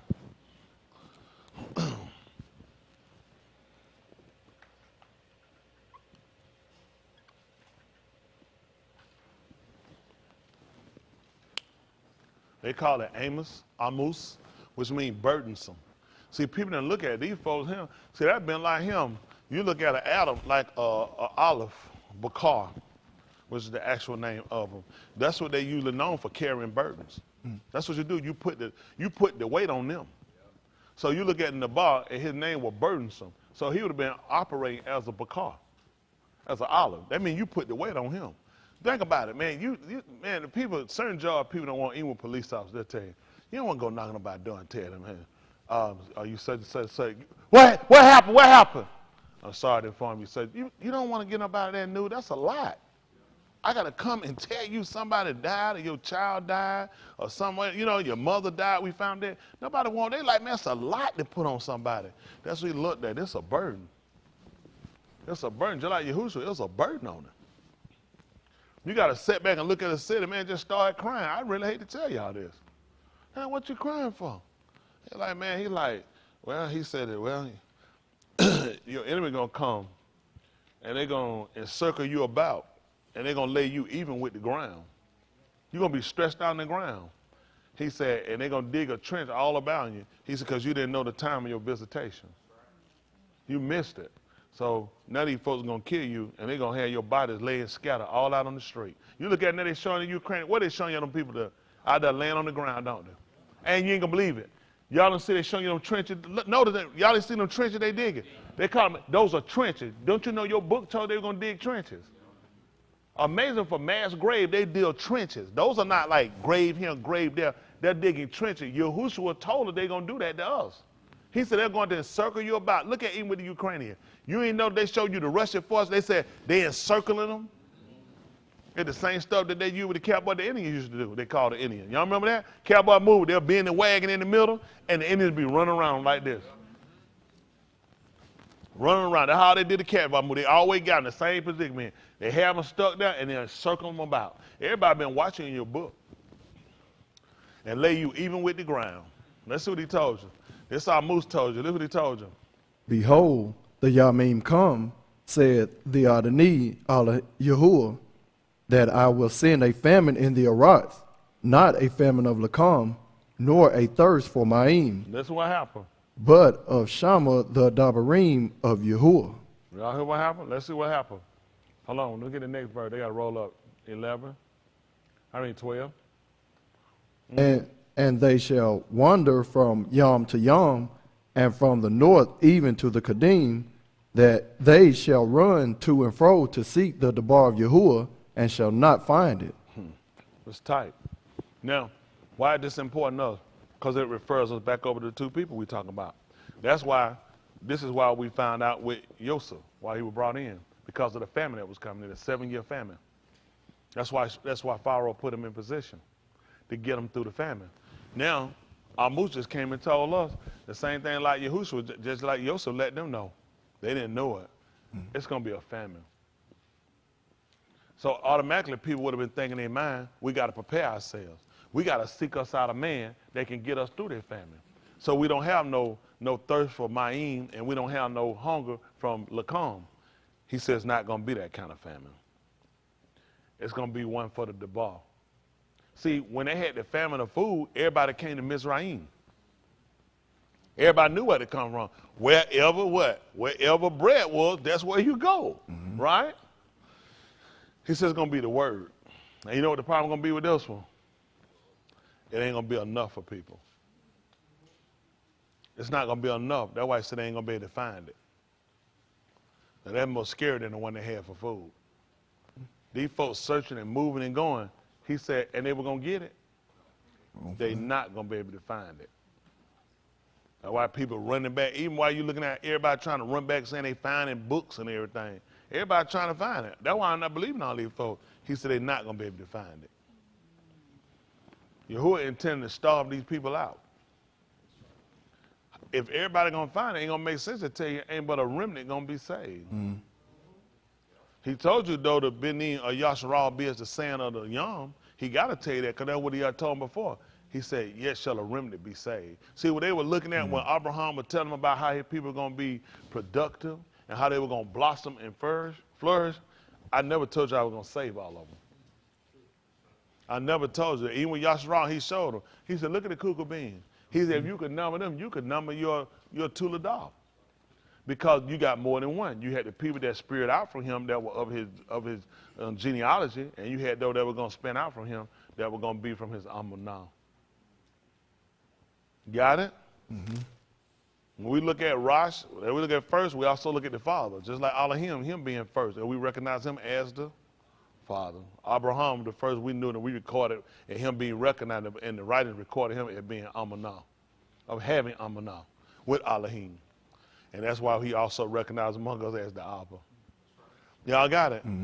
He the first one we find recorded that give recognition to him as being the Abba of Amunah. That don't negate or take away from Nuach or other people or Lamech or Methuselah or others, but we just record him as the Abba Amunah. That's who we look to set his Barith with. When we go back and we Palau, we don't say do Methuselah. Isn't that right? We don't say none of do. We say Abraham. Because he did the same thing again. I took me an arm from an arm.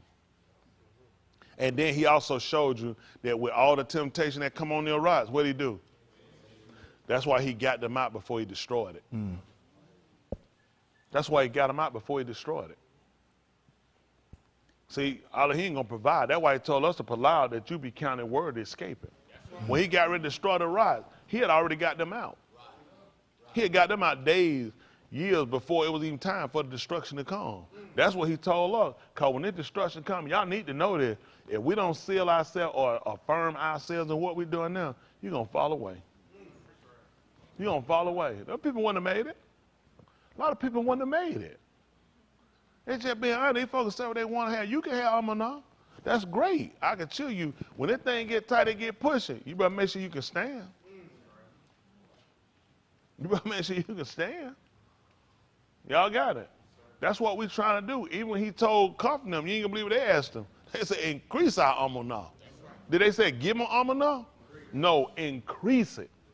Y'all got them. They looked at all the stuff going to happen. 70 times I got, they said, man, I'm going to need more than what I got. I'm not going to let no man hit me no 70 times. No man can't do nothing, not no 70 times in one day. Man, they just repeatedly. Man, step on yourself, excuse me. You can't stay. You say, hold on, this nigga trying to play third time. I'm going to slap the piss out this nigga. Hold on, man, I still got 67 more times. And they realize, increase my armor now. That's right. Increase my armor now. Because I'm going to need more than that. It's going to be tight. Somebody just going to keep doing the same thing 70 times in a day. And 70 times they say forgive them. Y'all don't think about that, do you? No, so that's how important it is for us to look at this. Let's go back to the 15th chapter. Okay, 15:26. Listen what he told you. Last enemy that shall be abolished. I'm sorry, the last. You'll say enemy or enemies, plural? Enemy. Enemy, plural, that shall be abolished. Is. Moot. So we're going to say Yahushua was an enemy? No, sir. You definitely can't be talking about him getting rid of his rule or giving up his position. I'm taking down everything that work against it. Right. Huh? That's what he told the weapons of our warfare are not but mighty. He ain't going to believe it. To the what was again? Casting what? How we think and every high thing against the knowledge of and bringing into captivity what? Every thought. So listen what happened. I can't let nothing slip. Nothing can't get by. Every thought. Bring it into captivity. Until what? To the obedience of the Mashiach. So we're trying to get everything to comply with what he told them. That's what you got to do with your mind. You know how easy for you to think something? Pull it right now. Pull it. Pull it and put it somewhere. So, you know what, folks, I just want to get where I don't think things. How you going to do that? Things are out here. We just got to know how to bring the thoughts into a captivity. Hold them. And get them to comply with the order. That's all. That's all. The purpose was supposed to be a prison and jailing was to get a person to start complying with the law. You were put there because you transgressed, you fractured. They would call it an infraction. You fractured the law. You damaged the law, okay?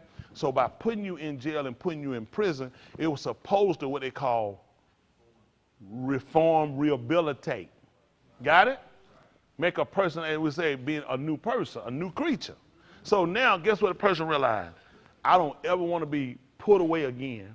I don't ever want to be cut off again. So now I'll start complying with laws that put me there. Got it? I was only put there because I infracted some. Now I don't want to do that anymore. Y'all got it? It's like Bill said, now my whole outlook is different. They said like what? He's like a nigga fresh home from prison. Because you know when the guy first got prison, they don't be bothered. Hey, no, I'm chilling, I'm straight. Hey, man, what's going on? Yeah, I'm good. They look, come start looking at y'all guys are part of the reason why I got there. I don't want to get back out drinking, wasn't paying attention, got myself, no, I don't want nothing to drink. Man, you don't want to get up, man, we just celebrate, nigga. Yeah, I'm straight, man. I got to go take a drug test anyway. That can get me rendered right back. I just got out. But over the course of time, get what happened? Now I'm going to start drinking. I'm going to go ahead and go and kick it with y'all. And guess where I'm going to be at? So my rehabilitation, which is similar to our repentance. We done repented from that. That talk on the phone, man, I got out of jail. I'm a whole dude. I'm different this time. I'm telling you. I ain't like I was. But listen, when I get out that time, I'm telling you, listen, straight. I ain't effing with them niggas. I'm good.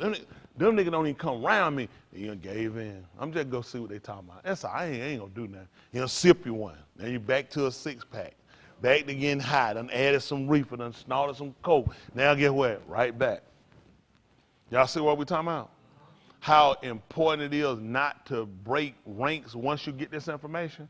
When thoughts come in, that thought says, hypothetically, Danny and Daniel, why I got locked up, we were hanging out getting drunk, and I want to get caught, not them. I got to start to consider the thought of going back and bring it back into captivity. Any thought, we got to start looking at every idea. Everything, what we don't typically do, people don't want to go back and look at how I'm a main culprit of my situation. So when my mind lose to want to go with and do, I got to pull that thing back in. And then, no, I can't do that. Because I'm going to wind up getting out here and I'm going to do something that's going to be against him. And that's going to be an infraction. That's going to put me back. It ain't going to put me forward. See, although you're not in a physical prison, from the ruachni you are, spiritually you are. Because you're being kept away from.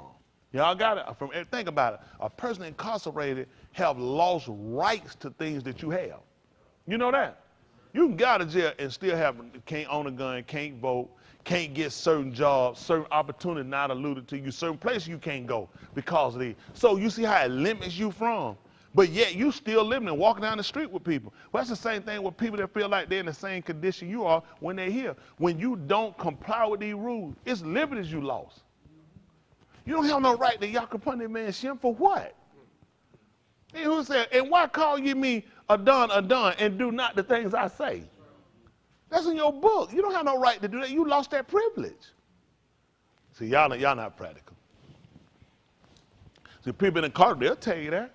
You don't became a repeat offender. He just look at that point. It's certain rights that you can't ever get back now. Like he talked about, it was impossible for them that had once tasted. And when you think somebody done went gun some people down and get a gun permit, for what? You can never own a gun. You're a murderer. Why would we ever give you that right again? That'll be like, that's crazy. So this is what, now I'm using a carnal situation. Now how you think Yahuwah gonna go and put something back in your hand again if you done screwed that up before? You can lose certain rights and abilities. The fact when we come to Yahuwah, we don't just get a opportunity to be relieved from prison. The man gives you a pardon. That means I weighed out those old charges. When the man told, if any man be in the Mashiach, you ain't gonna believe it. He a new creature. Guess what happened to my old thing? That's what a pardon to do. I forgave. That's all a pardon. I forgave that. I wiped all that away. So I give you now, you have every right of everybody else that's a citizen of Elohim Malkuth. The book says you're no more foreigner and stranger. They will fight about now letting illegals vote. The Republican Party said that's stupid. Why would it illegal? They're like, well, that don't make no difference. You don't have that right. You're not a citizen. That is the right of a citizen. So you need to understand that these people, the way they do things is to get you off of even how you believe. You say, well, I don't know how that works when you're saying now he's no more foreigner and stranger, but fellow citizen with the same. They're saying that people that's illegals are exact with us. That don't make sense. The only way we adopted people in to have the rights we had, you had to comply with all our laws. You couldn't come into my accountability. You're not a citizen. You're not a citizen of Malkuth. Y'all got it? Do y'all understand what I'm saying? Or am I just talking? So we want to understand how the concept works.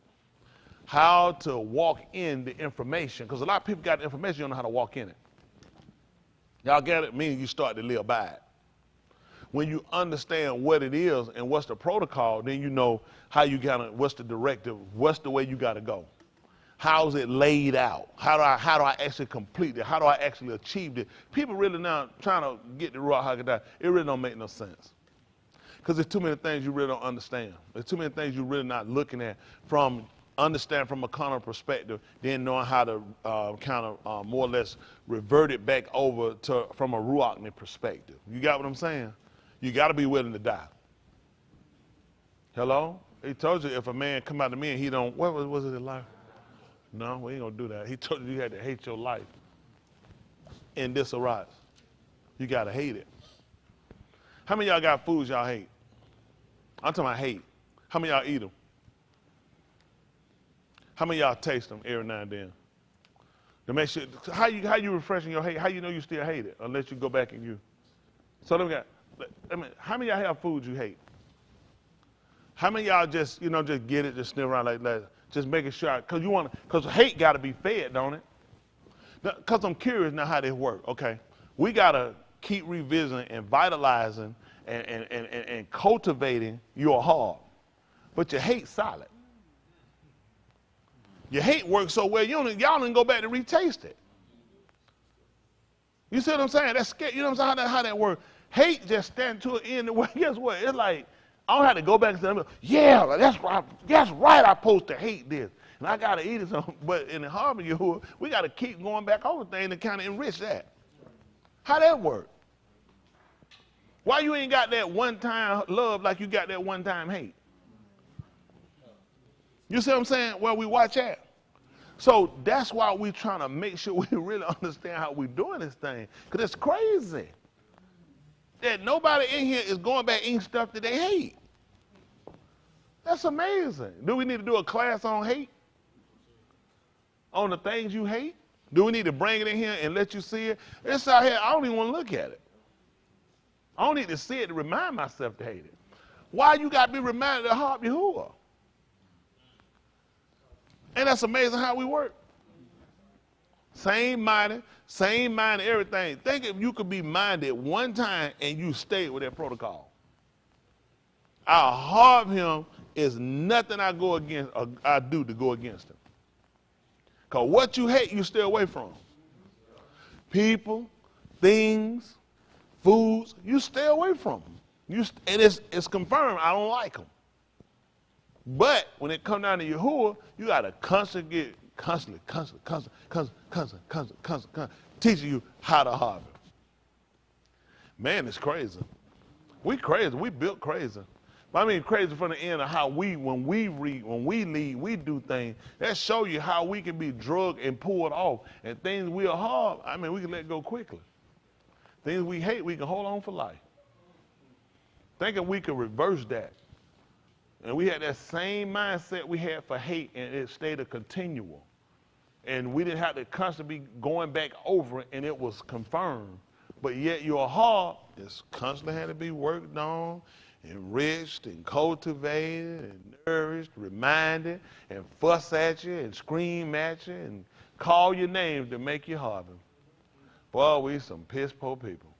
Not just that's all over. It is. It's bad. That's crazy. Okay. Let's see. Last enemy we saw to abolish is moot. All right, come on. For he hath put all things under his regard. But when he saith all things are put under him, it is manifest that he is accepted, which did put all things under him. He said expected. Accepted. Here the Greek said he was expected.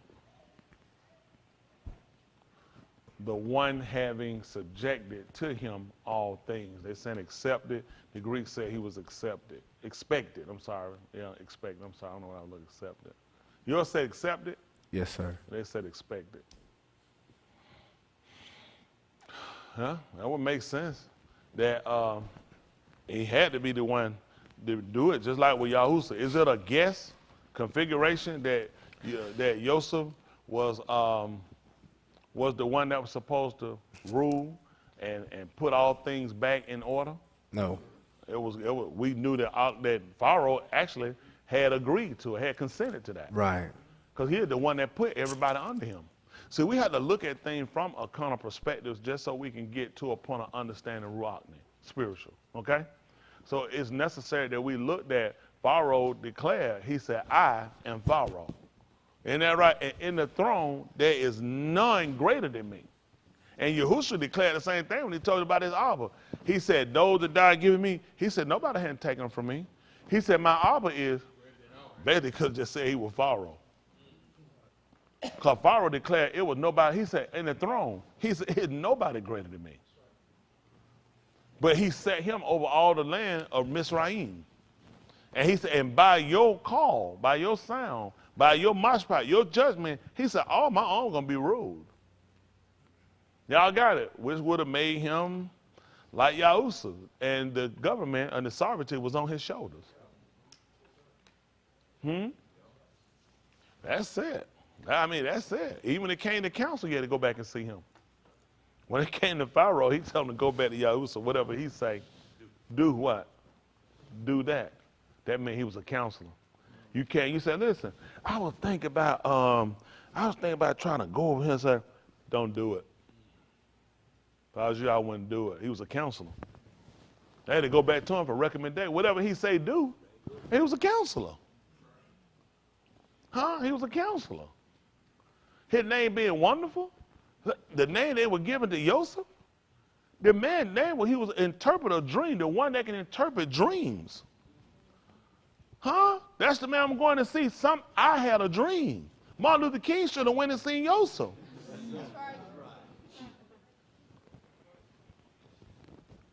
He let a man know, I can interpret a dream. That's what they knew him as. The name that he gave him, he shimmed him. His name was, he can interpret, the one that can interpret a dream. Even the Mizraim know him. He record among their people. And Mushar, we wrote in these folks' books. These people got records of us. These white folk don't want you to know that. Yosef recorded with them. They know about him. The man among them who can interpret dreams, Mushar. They knew him. They changed his rule. They had one that had set up and had rule among them that fell from him. And you ain't gonna believe it. What folks want to know. How did you fall? You ain't gonna believe what he did, Boston. He weakened the nation. That's what he did. He weakened the nation. They want to know, how did he fall? That's how he took him down, through his fall. How did he take Captivity down? Through Yahusha fall. Hello? The question they asked, that's how he came into taking him down, because he fell. He fell from favor with Pharaoh and took him down. Hello? All right, don't worry about it. Probably ain't nothing y'all need to worry about anyway. Okay. So, but when he said that all things have been subject, it is clear that he is expected, the one having subjected to him all things. He had an expectation for him. Let's see what happened.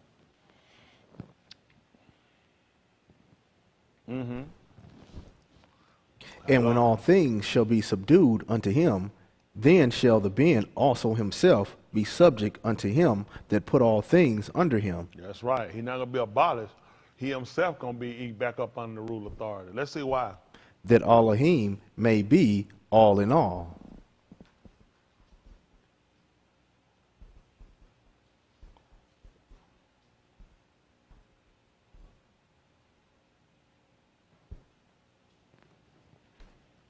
Okay, come on.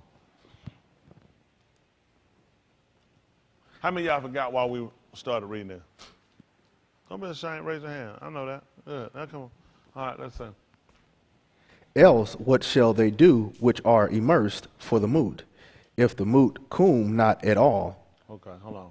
Otherwise, what shall they do, the ones being immersed on behalf of the moot, if really dead persons are not raised?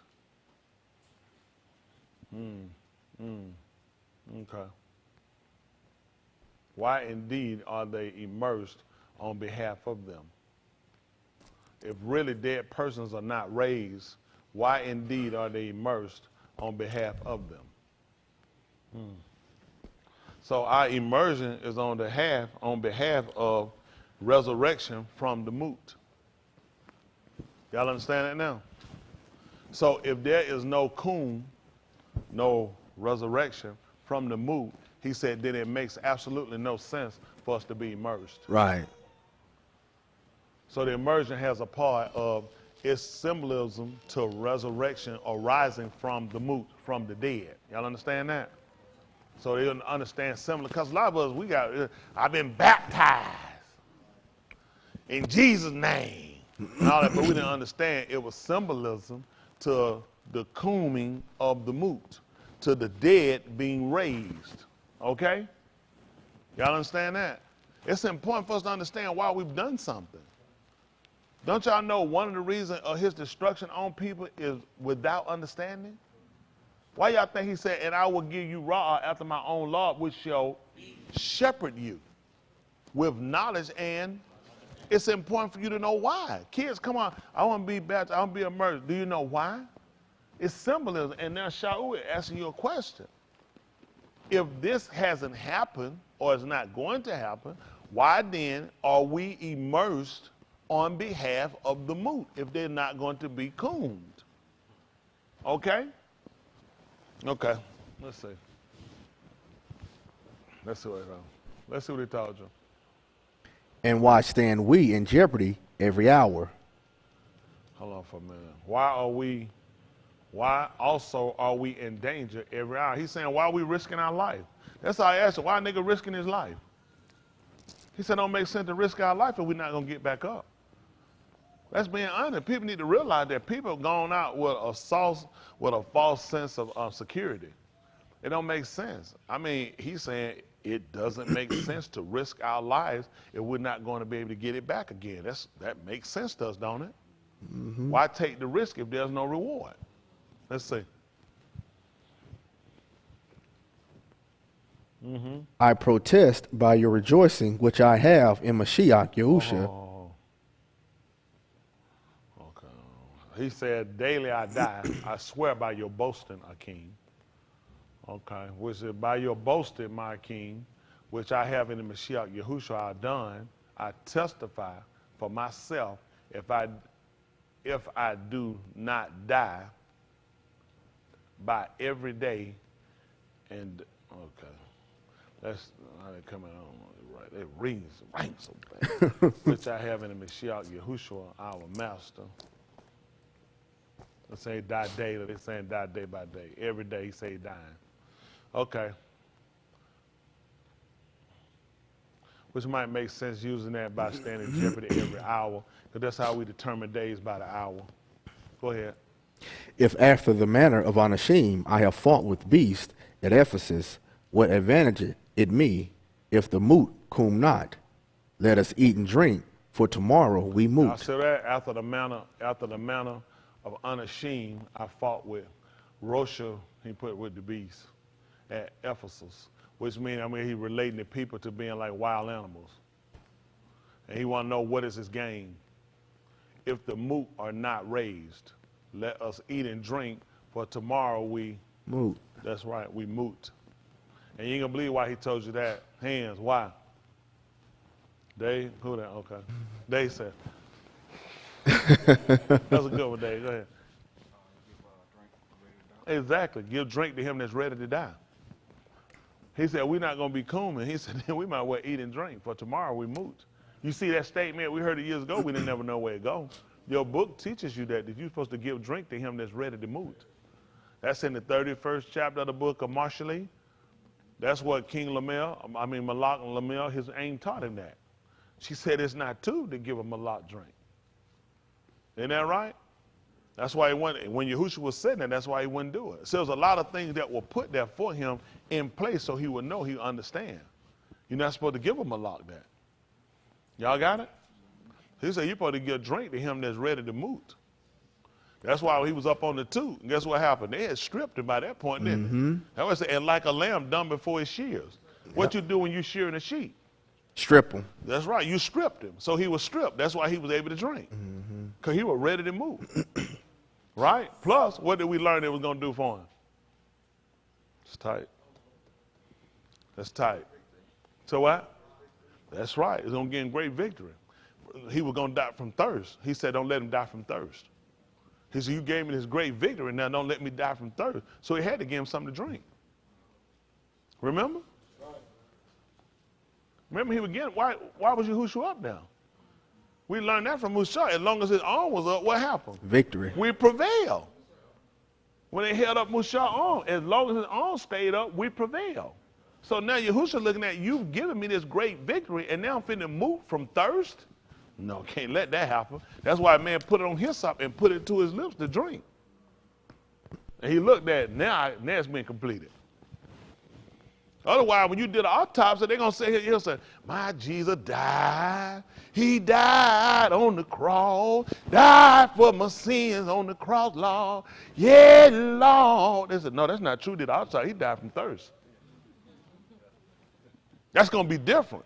Because he was actually supposed to be dying. He was supposed to move. See, all that what people feel. You know what somebody say? Well, it don't matter about that. God fixes it. See, you're an idiot. He can't just do stuff. There's an order, and you got to amount it the way it is. He could not die from thirst. That's what the man told you. That's why you have to monitor him as said. And he told you he shall be called, so it wouldn't make no sense that he would have died from thirst. Got it? And it made sense that after he drank, that his nefesh going to have to be revived in him. See, you had to mind that. As the Captivity had said. And guess what they give us now? Consolation. Y'all got it? Now, I don't want to quit. Because when stuff, pressure come up on me, because he's got to allow things to happen, just like the Captivity, the scripture had said. Okay. Maybe it's just me. All right, come on. You want to know the prophet? Okay, let's listen. All right, come on, next one. 33. Be not deceived. Do not let your nephish go astray. What did they record from the Greeks? Do not be deceived. He's saying, see, he say stuff there. Do not be deceived. Come on. Rash communication, corrupt to manners. Corrupt moral goods. Companionship is bad. Rosha company. They said communication. Rosha, communication. Rosha company. So this is profanity. Behavior. That's profanity, ain't it? That's vulgar. Isn't that vulgar language? He just called evil communication. People talking to you, trying to tell you to do something opposite of what the book said. Right. That's why I took y'all over him. We started out talking about that. I said we need to look at what evil speaking is. Don't y'all remember? Yes, sir. I'm keeping y'all in contact with what's been said. That's right. So this is evil speaking. And them countrified bastards I was on, they were teaching that with cussing. When cursing is only to pronounce something on someone. If I say, Eric, hypothetically, Eric, I want your leg to fall off. I just cursed you out. I just cursed you. That's what cursing is. It means to pronounce something on someone. See, we got trapped up with these people. I ain't saying that for y'all go out here and be calling folks or anything now. I know my members. Well, I got to work with us because it's hard on me too. We got to just keep it in containment. I got to bring every thought in obedience. And a lot of time for us, because a lot of stuff, it just won't be. But I get pissed sometimes. I just get so angry with our people. And you know how other folks I get like my palace sometimes. I get so angry. Stuff ain't working out. I'm missing deadlines. And I like hear my pastor, I don't get COVID. I just get to use them words, but not this stuff. Excuse me, friend. I'm finna do it. No. Excuse me. What, y'all mind if I wild out? Well, that's what I want us to consider. Now, let's see what he told you, 15 and 34. Wake to Sadiq. This is what he told. Wake, and then he told you to be in soberness. Then do what? Kata not. Which he told you to live straightly and don't commit kata. For what? For some have not the knowledge of Elohim. I speak this to your shame. You see what he told you? Now, what he's telling you to do is based upon some people. Come to your senses, live Sadiq, and stop sinning. Kata'in, an ignorance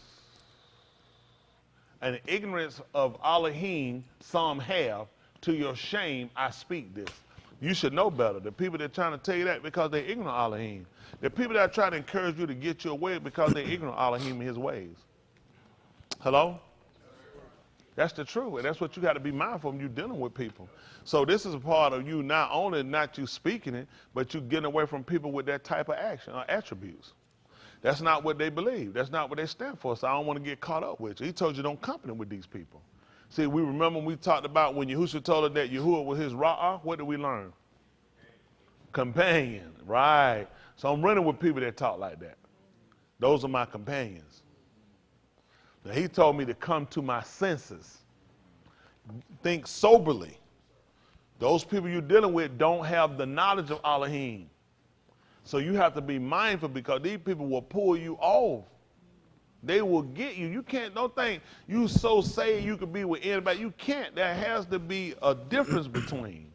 We have to set barriers on certain points. Why y'all think that Yaakov built the wall between him and Laban? It need to be some barriers between us. You serve other Elohim. You good to a point, but I gotta know when to cut you off. Yeah, you good to a point. You know what I'm saying? He mad at dog. He look, I ain't got to be up in your face. Hey, come on, we got to run all the kids over there. Man, I'm trying to pack up. No, man, I'm not going. We can't go in with that wall over there. Ain't that right? It's just being honest. Sometimes you got to realize got to be barriers between you and people. That's just helping y'all out. Some stuff you don't get tied up with. Yeah. People be like, well, hey, you want to try to show your face. When you call, we're going to show your face. Right. He left for a reason. Yeah. That's You right. look at this. If I can go back all that, it must not have been too bad. Right. See the difference here? He put a wall. He couldn't, what you think Yahuwah did with them from Mizraim? He built a wall of water. Guess what? Didn't you say it was so bad you hated it? Didn't you say the man mistreated you, the man was killing your kid? What you trying to go back for? Surely you want to put this distance between you, just like he did with Lazarus and the rich man. That's right. Great. That's right, so that he can't cross over. That's right. They looked at your code. How you think they just put, man, they built a wall. And may Yahuwah watch between me and thee while we absent one from another. Make sure you stay on your side, I stay on mine. That's the truth. I know people want to look, man, you ain't got to be all up in nobody's face. It's a now they folk what I just said. Now you heard Preacher T, don't go see your law. They folk hear what they want to hear. I'm just telling y'all, it barriers when people start doing certain things, they believe certain way. It's just best just keep it distant like that. We do better. It's just better keep it distant sometimes with folks. You know what I'm saying? For peace sake. Sometimes these folks, now some of these folks, y'all take what you want to take, folks hear what they want to hear. You know, precepts are sin. I remember Judge told me he had 8 with some. He said he confessed his sin, said he had 8 with sinners. I said, well, he said there was another trial 8 with him. And he said, I said, yeah, I thought he sat down and ate a sacrifice. But see, he misunderstood because the Benim and Yasharal, they sat down at the sacrifice, at the Zabak of the Moabites. And they ate of their sacrifice of their Zabak. That was their problem. Not just eating. We talking about eating with people. We don't eat with people that do and believe differently, and it's contradicted to going to where it goes against what we do. There's certain things we don't fool with you. He said, no such a one not to eat. A person committing acts against Elohim, we ain't supposed to eat with each other. He said, no such a one not to eat. That's right. It didn't just limit us from people. It limited us from people in here. So that barrier we said, it was on everybody. So because it was used to try to get them to draw back in. Once you saw you were isolated and you were out, guess what? The same thing they're doing with Putin, okay? Putin had broke ritual laws they wrote. Putin ain't just done something, okay? Everything that they're coming up and they're sending against Russia, there are people in that group that don't agree with it. But you know what they're doing? They're holding them to their writings. Their writings were clear on their actions when it come down to war. Their actions are ring clear on what you could do in a time of war. And because he's gone against them, that's why they're impeding against him. And not only him, everybody with him. Why you think the book told you to come out from among them and be what? And touch what? Because everything about untouched with him, I'm killing them. That's why they're trying to separate him from everybody. Everybody where they catch his oligarch. Everybody in that group. You said, now they went at his daughters. One of them a scientist or a researcher. She didn't get that much money. She just got billions in research. Oh, she paid it for it. They done blocked out too. That's what happened. You ain't gonna believe it. I visited Nicola the father on the children. Y'all know that all these sinners come back to your book? That they get everybody involved, and now they done come back and they punishing his kids. Now, what his kids got to do with him calling a war? Hold on, let's look at your book now. I visited the Kataim of the Benin, of the Abba on the Benin. See that? Everybody know your book. Everybody, that ain't fair. But watch your mouth. You be talking about Elohim ain't fair. All that used to drive to look at their way. It's affected. Look at Donald Trump. When they come at Trump, guess who they were going after? Wow. Imagine that. Joe Biden. I don't know why these folks don't see these folks know your book. Everything done jumped on Hunter Biden, ain't it? Hunter Biden, because of the father. Man, listen, y'all don't pay attention now. These people know your book better than you do. You sit around here, you really wasting time. These folks will do more parts of your book than you don't ever do. They know exactly what they're doing. They wrote their creeds, or they moved out how they gonna do stuff based off what you said. Based off your book, they just hypocrites when they do it. But they know your book. They know it enough to not let you know what they're doing. You won't pay attention. That's how they operate. They killed Gaddafi. And his who? And his son. You ain't gonna believe it. Same thing with Ahab. They killed all 7 of his sons. And Saddam. Amazing. Why would they touch their kids? Because I visited Kataim of the Abba upon the Benin. That's how you get it. You kill the tree, you kill the fruit off the tree. That's it. You kill the tree. Hello? It's part of the tree. It's the poison fruit of the tree. That's why you kill the children. And when he looked at our children, he looked at us and looked at how we done, he looked at the tree. It makes sense. You fruit of the same tree of the people I took down. It's only natural that you're going to recreate the same behavior. That's why he tried to set up an ox from Abraham, and that's why he wanted the fruit of Abraham. Y'all see that? Because it made sense. Abraham was a tube ox. So anything that sprang out from Abraham was going to be tube. He told you, even it came down to Maine. He said, a well either going to spring tube or bitter swamp. Well, he said you can't get both, not from the same well. That's how he looked at it. That's how he establishes. Hello? Yes, well, all right, I'll try to get ready to let y'all go. I don't know. But, you know, my goal is, well, people can only take so much. I talked a little while before I got up here. I just want us to get it right. At the end of the day, what's important to me is that we get it right. You guys are counting on me, and I'm counting on Yahuwah to do everything he say he going to do, and I'll want him to do that too. I want to make sure that I walk in every way. I want to make sure I get every understanding needed and use every ability I got that he loans or gives me to use to make sure we all get it, from us to our beneath, the children. I want to make sure these young people get it. I can't stress enough how important it is to try to, you know, get a Guile to come up from us that'll actually come out and replicate what he wanted. Y'all got it? This is a part of our operation to try to reel this pari we got this fruit up to be something that's acceptable. That's what Ukal Shabur was about, presenting something that was acceptable. That's what it was about. We brought up, you were bringing your first fruit, just like your benim that come from your loins. Those are your first fruits. Now, how did you rear them? How did you cultivate them? How did you nurture them? And you, Abba, provoke not your benim to wrath, but what was it again? You're supposed to rear them up, cultivate them? Huh?